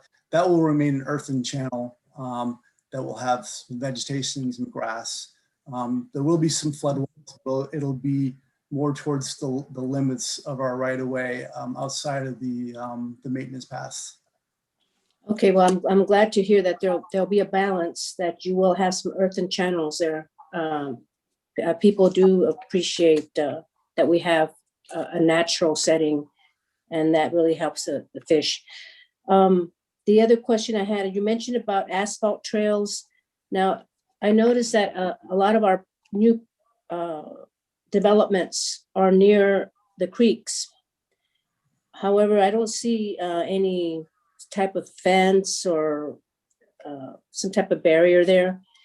I was wondering why that is not the case. And because, you know, there's a lot of these homes have small children. And so I was just curious why the water district doesn't put some type of a fencing there when it goes down the near the trail. Yeah, we do have some fencing. We have actually some black vinyl fencing over along Lower Bridge Creek, but we do have some pedestrian access points through the existing fencing. And so, but we do provide that fencing to, you know, protect the public from potentially getting in and hurting themselves. But where we do have a joint use agreement, which is that location I showed along Lower Bridge Creek. We do have access points for pedestrians to use those trails. So you have a joint use agreement with who? With the city of Milpitas. Okay, but yeah, but I will tell you, a lot of these trails don't have a fence. So some of them do, and I guess some of them don't. Yeah, the ones along Lower Bridge Creek do have a fence. We are going to be installing new fence along Lower Clara Creek as well. And that'll be black vinyl fence along the public roads sections. Okay, and then the last question. So there is I think it's a steel fence. I mean, it's some metal fence on Able, South Able, and that creek there is Penitencia Creek. However, as you know, because I live in that area near the Pines, and I noticed that there's undercutting from that's happening on the bottom. Who's responsible for fixing that or making sure that it's stable? You know, from erosion. Well, let's see. Able Street is Lower Berryessa Creek, and yeah, that would be us. We're responsible for any maintenance within the creek, so we do maintain that creek. Okay, and then well, now that just brought to my attention, but you mentioned that there was some recent work done on. I thought it was Penitencia Creek, not Berryessa. It's right there on South Able Street, and right where the Elmwood Correctional Facility. There was some new seedling put there, and but I guess the seedling was put on there to prevent erosion. However, there's a lot of erosion already occurring there. So I don't know if the company that you hired did a decent job, because there's holes and it's just collapsed. So I'm not. So anyway, if you can have someone look at that and just check it out, and maybe they can redo it. So anyway, thank you for your time. Yes, thank you. Thank you very much, Vice Mayor. And next up with the virtual raised hand, Councilmember Chua. Thank you, Mayor Tran. I too had the opportunity to do a tour sponsored by Valley Waters a couple of years ago, and it was eye-opening to me. It emphasizes the importance of clean creeks because of it's a natural habitat for a lot of fishes and also plants. It's the whole ecosystem. So and I just want to take this opportunity as well to thank Director Santos and the Valley team for your help in cleaning up our creeks. Thank you so much. Thank you, Mayor Tran. Oh, thank you very much, Councilmember Chua. And so we'll wrap it up here. We have happily received a report, or pardon me, the update and presentation from Valley Water. Maybe we'll go to Director Santos to close it out here. Well, thank you, Mayor. Thank you, Mayor. Appreciate it very much. Anytime we have a chance to beautify Milpitas and be a partnership for all our residents, we're very, very happy. So thank you. Yeah. All right. Thank you all and have a great evening. Thanks for being here with us in Milpitas. We love our guests. Thank you so much. Thank you so much. Thank you. Okay. Great. Moving on here. We got one more item, folks. I know it's 11:08, but I think it's a fun item. One we should definitely accomplish tonight. The last one, item number 20. Let's receive a report on the community ID and brand study phase 2 and provide the direction to the community mark logo and evaluation and exploration of the city seal and the Minuteman. Wow, here we go. We have our Assistant City Manager, Ashwini Kantak. Good evening, Mayor, Vice Mayor, and Council. Ashwini Kantak, Assistant City Manager. And yes, we are really pleased to be here even at this late hour to discuss the city's community identification and branding initiative. As we all know, this is an exciting time for Milpitas, as we have just updated our general plan, and we've also embarked on the planning and implementation of several long-range plans and strategies.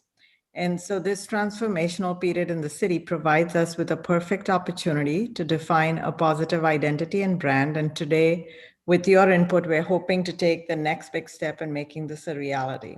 So our Public Information Officer, Charmaine Angelo, who has been working closely with our consultants, will be getting us started on the presentation. We also have Alex Andrade, our Economic Development Director, and Ned Thomas, our Planning Director, who will share with you the critical connection to the work they are each leading. And then lastly, we have consultants from Articulate Solutions that will walk you through the design concepts.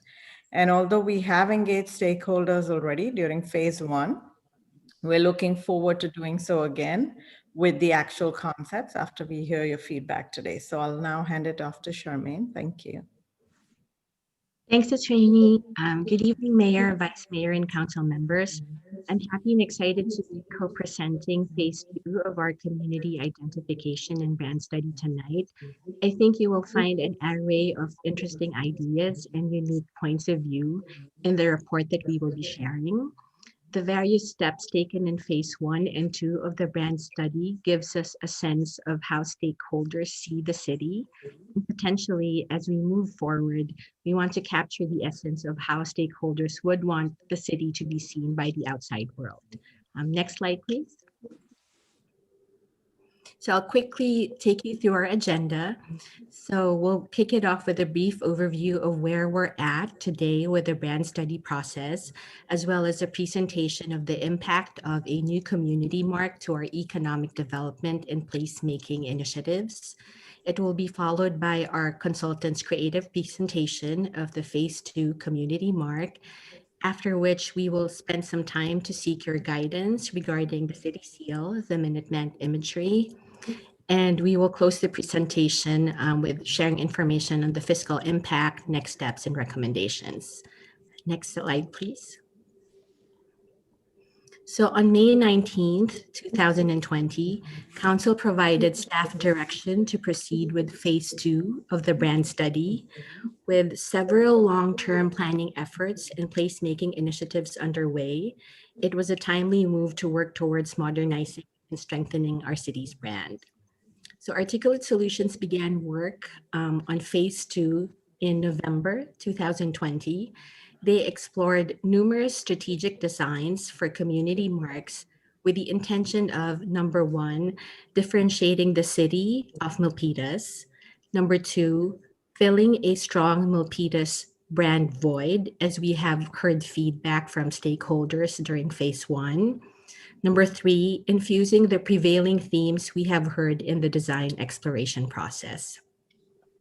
So city branding builds upon the values of our community to create a unified and consistent narrative that connects our residents, our business community, prospective investors, and visitors.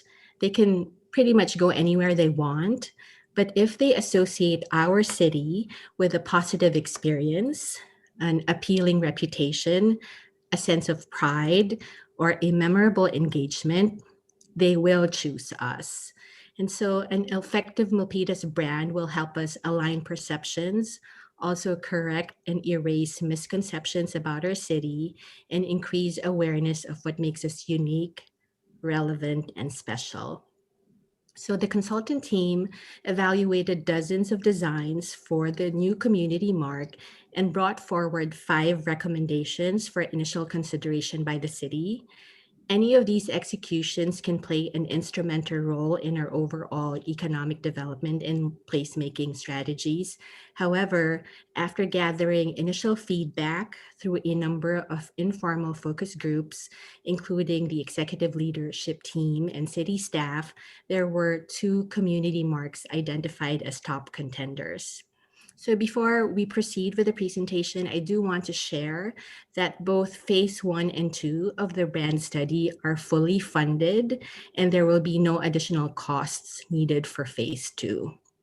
So now I'd like to turn it over to Alex Andrade, who will help highlight the impact of the study to economic development, after which Ned Thomas will share the benefits and the positive impact of branding to our city's overall placemaking strategy. So Alex. Thank you, Charmaine. Good evening, Mayor, Vice Mayor, and City Council. I'm pleased to be here before you. This is a really important initiative as it relates to the work that we do in economic development. And I just learned that we have about 8 seconds to engage a person, especially since the internet is catering to shorter attention spans these days. 8 seconds is really critical for us at the Office of Economic Development when we're trying to attract new businesses and investment dollars to Milpitas. We do many things, and we like to think of ourselves as brand influencers, and we tell stories about Milpitas that focus on positive experiences, just the way Charmaine just indicated. We like to say we want to be the authors of our own narrative. So establishing this cohesive and modern look is important for promoting economic development initiatives and building relationships with new business representatives and investors. The brand initiative is important as it aligns with our economic development strategy. Specifically, Implementation Action 33.1 calls for developing a brand identity that enhances just that, the city's identity as a unique part of the Silicon Valley economy with specialized workforce, real estate, and mobility assets for businesses. In my roughly 2.5 years with the city of Milpitas, I've noticed that there's a general agreement among small businesses that Milpitas lacks a specific brand and broader recognition within the region, especially as it relates to it being a business destination. So the goal for us here is really to improve the competitiveness and strengthen our position within the Silicon Valley economy. And so we intend to elevate our brand identity and image as a regional destination for tech and advanced manufacturing businesses. You've heard me say this before, approximately 30% of our overall business community is made up of tech and advanced manufacturing. It is one of our niche markets, and it plays a real important and critical role in job creation and revenue generation through business-to-business relationships. In that regard, we're pleased to announce that we're going to host our 5th annual Manufacturing Day event this October, and we'll be joined by many Bay Area cities that are going to be doing the same thing, which is showcasing their strong tech and advanced manufacturing sectors. The updated brand will be advertised regionally through the Bay Area Urban Manufacturing Initiative, and it'll attract thousands of participants throughout the greater Bay Area. Aside from that, we're partnering with the Registry. You may be familiar with the Registry, which is a real estate magazine. We're going to host a virtual tour of Milpitas to hundreds of real estate developers and brokers in June. So we hope to use this new look real soon. And before I hand it off to Ned, I just want to go back to where I started. The economic development team intends to conduct more business attraction. And so we want to be more aggressive in doing that. But if we only have 8 seconds to tell the Milpitas story, we will need a new brand. And so obviously we're glad that we're having this conversation right now. I just want to lastly say that because of the pandemic, there really is no such thing as business as usual these days, but we're hopeful in economic development. The recovery will depend on how Milpitas will navigate economic and community development opportunities now and post-pandemic. So I'll leave you with this. This branding initiative is certainly a step in the right direction. So thank you. I'm going to hand it over to Ned. Thank you, Alex. Next slide, please.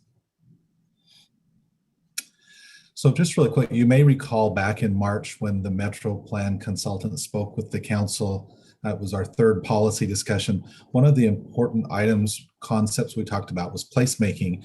And this type of signage and wayfinding and having a consistent mark for the city is a very important part of that concept of placemaking. It's important for our residents as they travel through the metro area, the new gateway area. It will give them a sense of pride in the community. And then of course, for visitors, it helps them understand and locate where they are and gives them a sense of what the community of Milpitas is all about. We, as from time to time, as we have individual development projects come through, depending on their location, in the past, the city has required certain businesses to include some type of welcome to Milpitas sign as part of their site development permit. And we haven't seen some of those. Some of them are actually on hold until we finish this design, until we have a new community mark that we can include on that sign and the font. We want everything to be consistent. Right now, as you travel through Milpitas, you may see a sign here or there that welcomes you to Milpitas, but there is no consistent theme or message to those signs. And we definitely want to project, as Alex said, we want to project a strong community identity that tells people where they are and gives them a sense of, again, for residents to give them a sense of pride in the community. The new logo and also any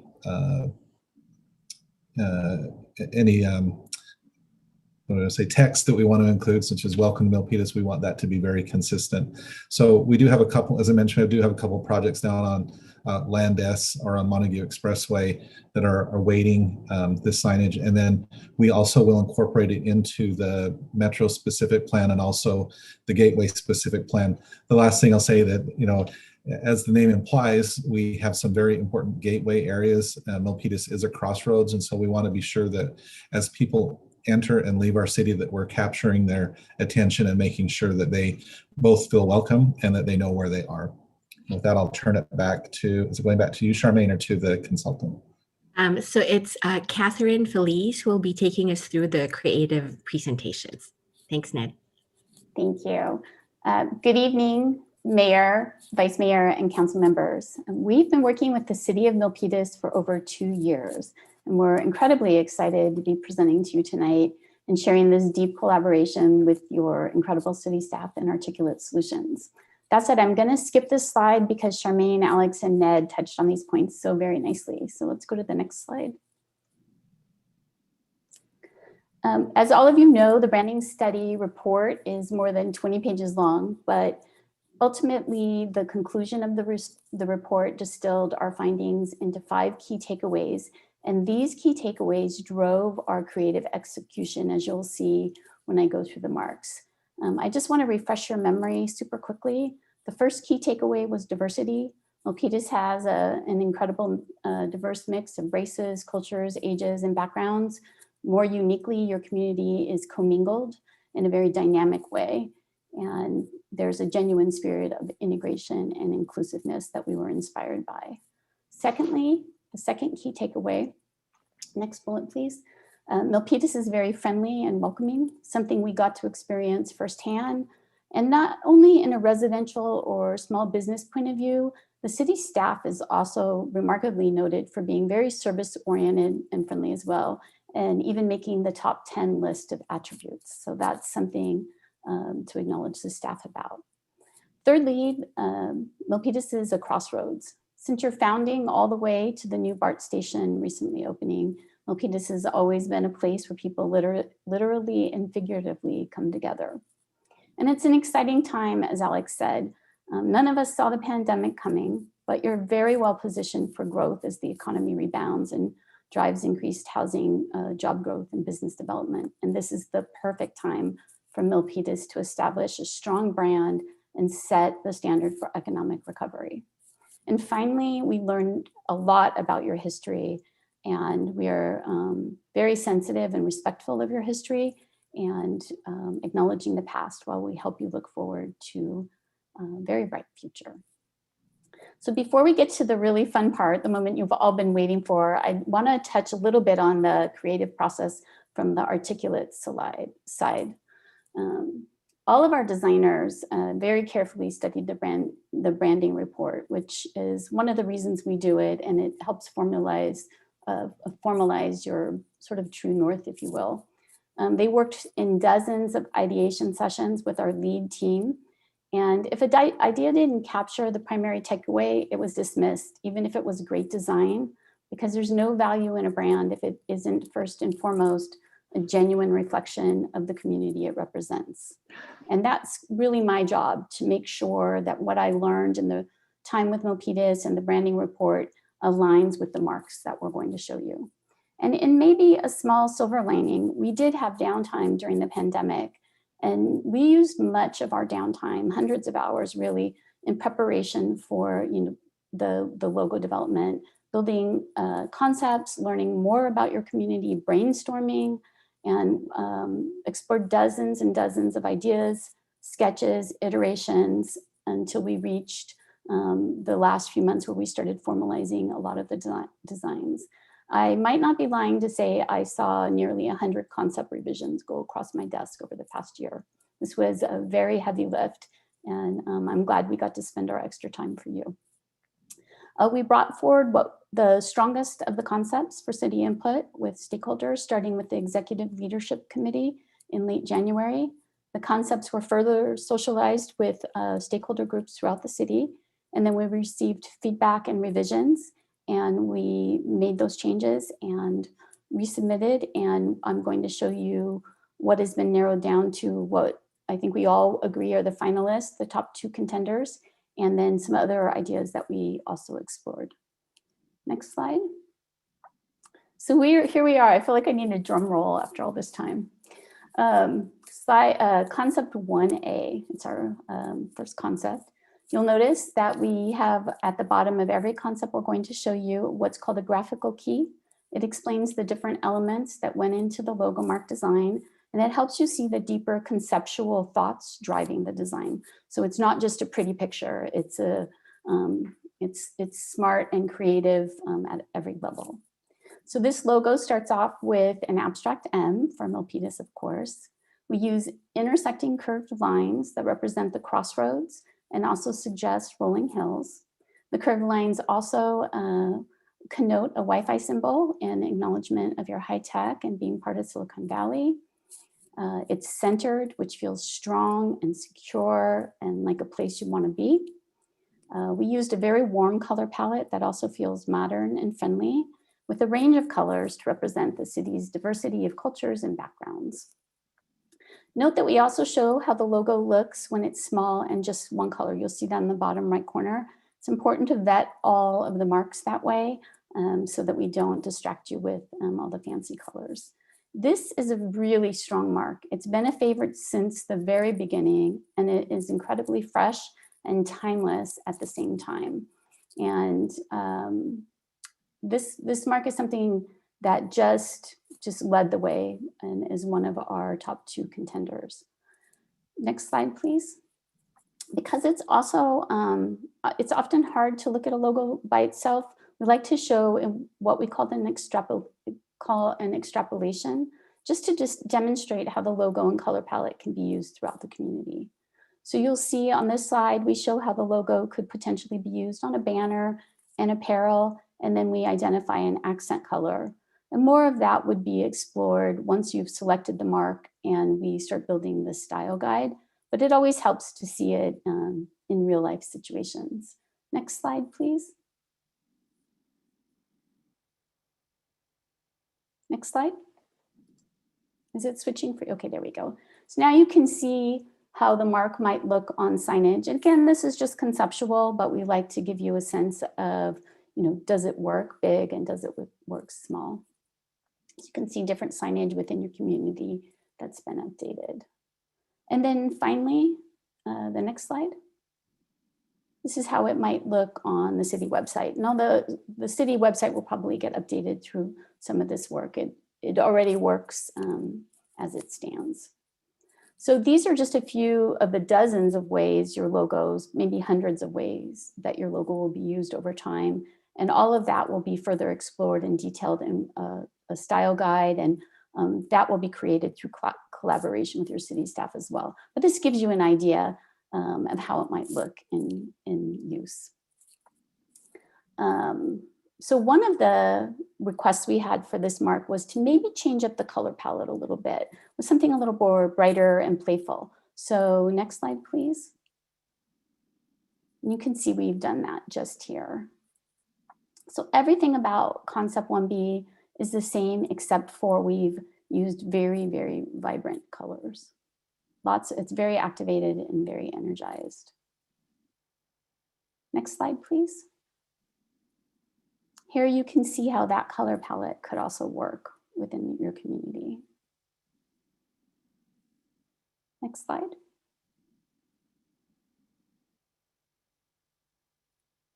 It's the signage, and then the next slide is the website. Okay, so that's concept 1 in 2 colors. And the next top contender, next slide, please, is this beauty here.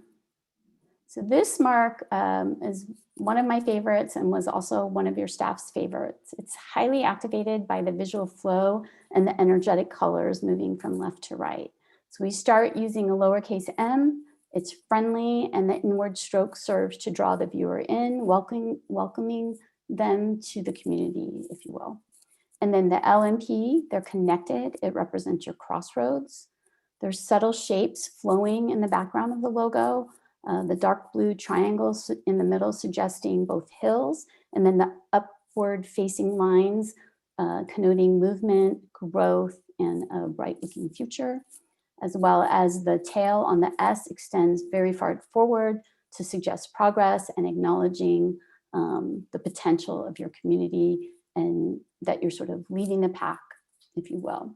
So we used a very bold mix of colors to symbolize diversity. And the panelists liked this modern color palette so much that they asked us to apply it back in 1B. So this color palette was a favorite and something to note on both of those marks. I also think just personally, this mark really says, you know, you're rooted in your past, but you're moving forward, and it's a really, really nice balance. And this was the second top choice amongst the stakeholder groups. Next slide, please. So here you can see the extrapolations, and note how we're using the graphical blocks as accents instead of color, because there's so much color, we don't need any more accent colors. But the extrapolate approaches will again be vetted during the style guide development. Tonight, we're just looking forward, for input on the mark, of course, and the build outs are here just to help you visualize and make a better informed decision. So next slide. And here you can again see them on the sign, and you can see like if the sign is in metal, it's a little more sophisticated, and in color, it's got that energy and a little bit of playfulness. Next slide. And then one thing to point out, you can see the line work moving through the logo, so it retains its uniqueness even in one color. Okay, so those are the 2 top contender marks.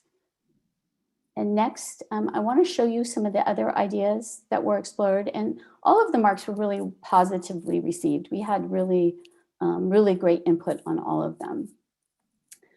This design, sorry, I'm just kind of looking at my notes. It begins with a rectangle shape, which is very strong and unified.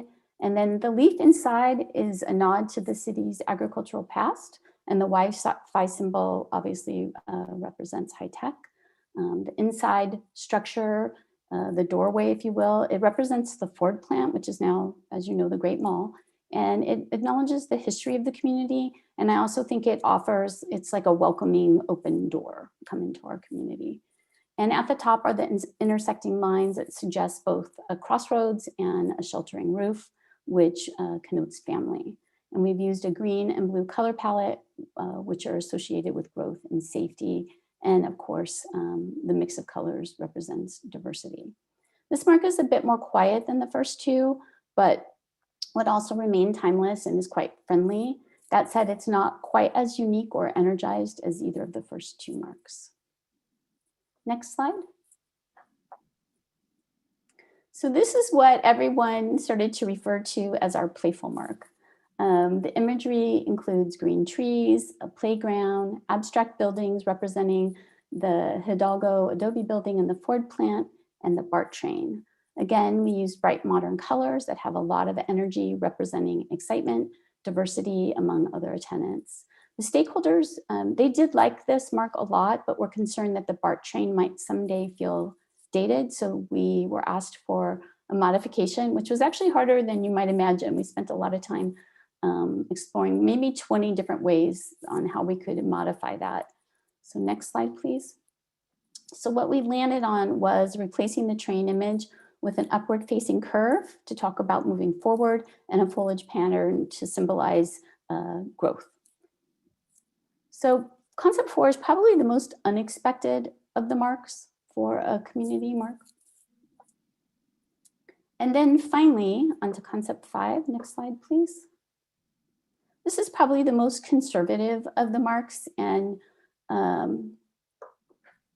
probably struggled in some of the conversations the most. We started with the iconic taillights of the Ford Mustang that was built here in the 1960s. We modified the 3-panel rectangles to slightly form an M for Milpitas, and then modified, so now these modified shapes represented also a family with a smaller child in the middle, surrounded by nurturing, protective adults. And we liked that connotation. It also represents a bar graph suggesting business growth. And then the subtle curved lines can also connote the rolling hills of Milpitas. We used 3 classic colors to represent the diversity of your cultures. And then we also explored ways that the mark could be customized for different departments using line art elements inside the rectangles. So here are a couple of examples for recreation. We use trees and parks, and for economic development, we can show buildings or circuit boards or transportation. None of that is fully evolved, it's just conceptual. Next slide, please. So just to review, because I just gave you a lot of information and it's late, so I'm glad we have these panels. These are the 2 top finalist marks within the stakeholder work that's been done so far. You can see why they elevated among the options. Easily engaging, timeless marks, they represent all the cross sections of your community and stakeholders. And although we received very positive feedback overall with all of the work submitted, we received really good marks on these 2 options. And then 1A, the only difference again is the color. And then the next panel, just for completeness, here are the other marks that we explored. And I'm gonna hand this back, I think, to Charmaine, but I remain here to answer any questions before or after Charmaine gives you the rest of this presentation. But I just do wanna thank you. Your staff has been incredibly wonderful to work with. And we've worked with a lot of government organizations, and we just have really enjoyed our time with them and looking forward to much more in the future. Thanks, Catherine. So I'll just move forward with the next part of the presentation. So what we're going to talk about today is associated with Council's request to bring back the city seal, the Minuteman discussion, when the brand study is back on the agenda. So here we are today. So if you recall, our phase 1 research study unraveled mixed feedback from our community regarding the imagery of the Minuteman. So on one hand, we have residents and community members who value and are very passionate about the legacy and history that the Minuteman represents. But on the other hand, we have folks who find it offensive, the imagery of the presence of a firearm. So at this juncture, we wanted to share with Council that we are seeking preliminary feedback regarding options we can discuss with the community. So that is the plan. And the options that we could look into are as follows. Develop a new city seal that complements the approved community mark. The other option is to modify the city seal to address the presence of a firearm. Or thirdly, maintain the city seal and make no changes at all. Next slide, please. As mentioned earlier, there are no additional consultant costs for phase 2 since these have already been encumbered.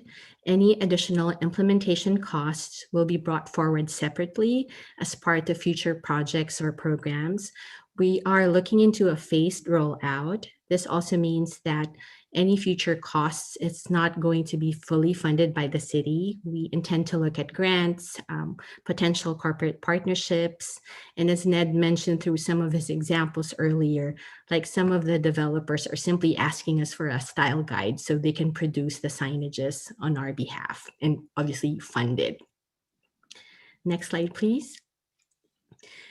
So next steps. So if a community mark is approved by the city council, the consultant will proceed with developing brand style guides and provide assets for our city-owned channels in the online platform. Another next step is to receive direction with regard to the creative exploration of the Minuteman.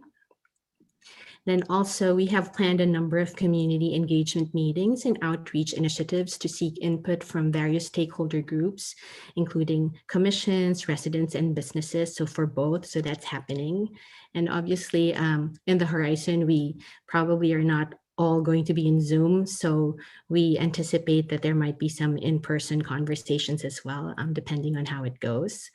And again, phase 2 is funded and estimated to be completed in the next couple of months. Like what we anticipate is that the community engagement piece will be happening in the next 2 months. And then by the fall of this year, we would have produced the style guide, assuming that there's going to be a community mark that's going to be chosen. Next slide, please.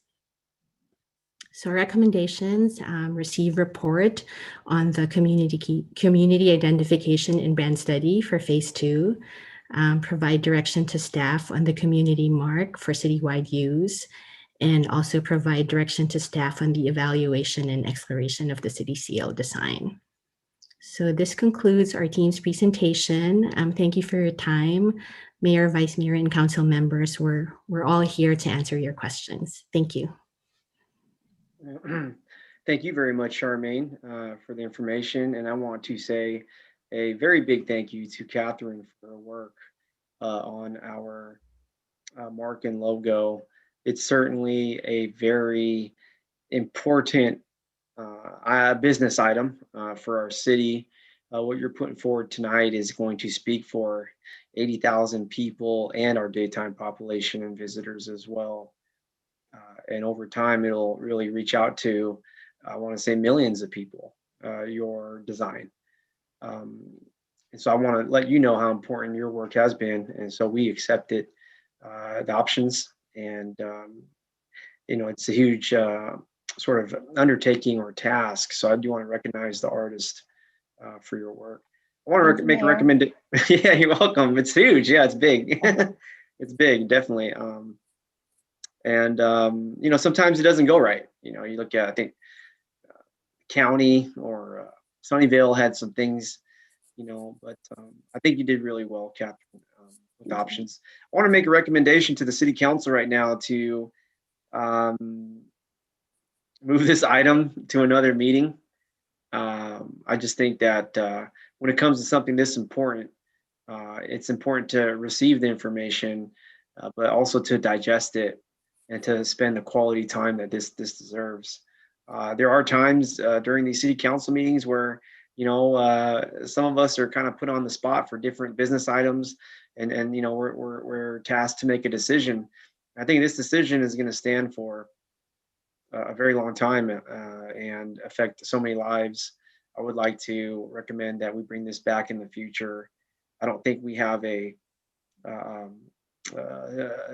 strict timeline for the mark and logo. And I would love to, you know, really utilize the time afforded. Now, in terms of recommendation number 3 for this item number 20, I'm fine with the city seal and the Minuteman. It's just really symbolic of our history. And we are responsible for our history here in everything we do, capital improvement projects, events, at the city. And so I'm fine with the seal. The seal's been around a long time, and I don't want to be the one to change it. And nothing more I'd love to see than the city of Milpitas reach 100 years of age and still have the seal. Although the mark and logo will be new. Yeah. So it is 11:40. I'm not sure. Let me go to the vice mayor. How are you feeling? Thank you, Mayor. Can I say a couple of comments on the? You say all you want. Yeah, absolutely. Okay. So I noticed, Catherine, that the hillsides are really important in our city, and I didn't see that in some of the artwork. And are these the only options? Are you going to bring back more? These are the final submitted options. These are the final ones. Okay. So yeah. Okay. Yeah. Okay. So you asked me, Mayor, if I'm okay to end the meeting now, or? No, we're not ending it at this moment, but I'm looking to move this item. Yeah. Let's move it. Let's move it for the future. Okay, great. I just want to clarify my answer. And we anticipate edits. So, working within this body, most of the marks do acknowledge the rolling hills, and I think the top 2 or 3 contenders also do that. But if there was a mark that needed an additional element, we definitely revisit that for you. Yeah, I think let's move this item to a future meeting. Right. Our city manager will take care of that. That way we can have an earlier time in the evening to have a more thoughtful and enjoyable discussion. I do have a favorite out of the marks and logos, but I'm not going to say it right now. Let's just move it because it's getting late, and I want to give everybody just really a fresh and open, creative mind when we make some decisions. And that's for all of item 20. So, but it was well worth it to receive the presentation. Absolutely. And we're doing a great thing as a city right now. We're getting our meetings done before midnight, and there's nothing I love more than to get us all off our computers by midnight. So, Catherine, again, everything I said, thank you for your work, and you've been working on this for quite a period of time, and we look forward to seeing you at the next meeting. Our city manager will schedule it, and we can really hear more from you and your creativity. Thank you. Okay, sounds good. Yeah, thank you so much. Okay, I want to move on here. We have item number 13. I'd like to recommend we move that to the next city council meeting next week. Maybe we can squeeze that presentation in. Councilmember Chua, is that okay? That's fine. Perfect, Mayor. Okay. Thank you so much. No, you got it. And it's still the month of May, so we're still getting the report in time, I think. So We just want to showcase what the staff has done in terms of this status report. It's just amazing. So right. You are absolutely right. You are absolutely right. And before I go to the vice mayor is going to adjourn this meeting, which was, I think, a highly productive one. Definitely move things forward. But before we go to check in with the city manager, Steve, you need anything? No, I don't need anything. This was a great meeting. Thank you very much, Mayor. Yeah, you're welcome. Just another meeting here in the city. So I will step back and I'll go straight to the vice mayor, Carmen Montano, to say some peace here across Milpitas, and she will adjourn the meeting. Thank you. Oh, thank you, Mayor. So I just want to end this meeting in honor and memory of Peggy Pecco. Peggy Pecco was a longtime resident of Sunny Hills. They moved in Sunny Hills back in 1956 when those developments were being built, when it was the co-op with the Ford Motor Company. And her husband and I became really close friends when we established the Sunny Hills Improvement Association. And that was during a time when it was a neglected area, but when we formed it, the whole neighborhood started getting revitalized. But going back to Peggy, she was a graceful woman. You never heard her, badmouth anybody. She had so much grace. And she came from the Azores. She was Portuguese and African-American. And blessings to Peggy Pecco and her family. My condolences to her family. And they are my grandkids' grandmother, well, great-grandma. So blessings to Peggy, and she will be missed. So I want to end this meeting with her blessings to her and her family. Thank you very much. Thank you very much, Vice Mayor, and her life is felt across Milpitas for many generations, like you said. Yeah. To folks that are here at the meeting, we moved a couple items to the next city council meeting, so you'll be able to present your or input your public comment there. So if folks weren't able to put their public comment in for certain items, don't worry. We moved those items to a future meeting. You can provide your comment there. And so with that being said, this meeting, thank you, Vice Mayor Montano, is adjourned in memory of Ms. Pico. Have a great night, everybody. Thank you, everybody. Good night, everyone.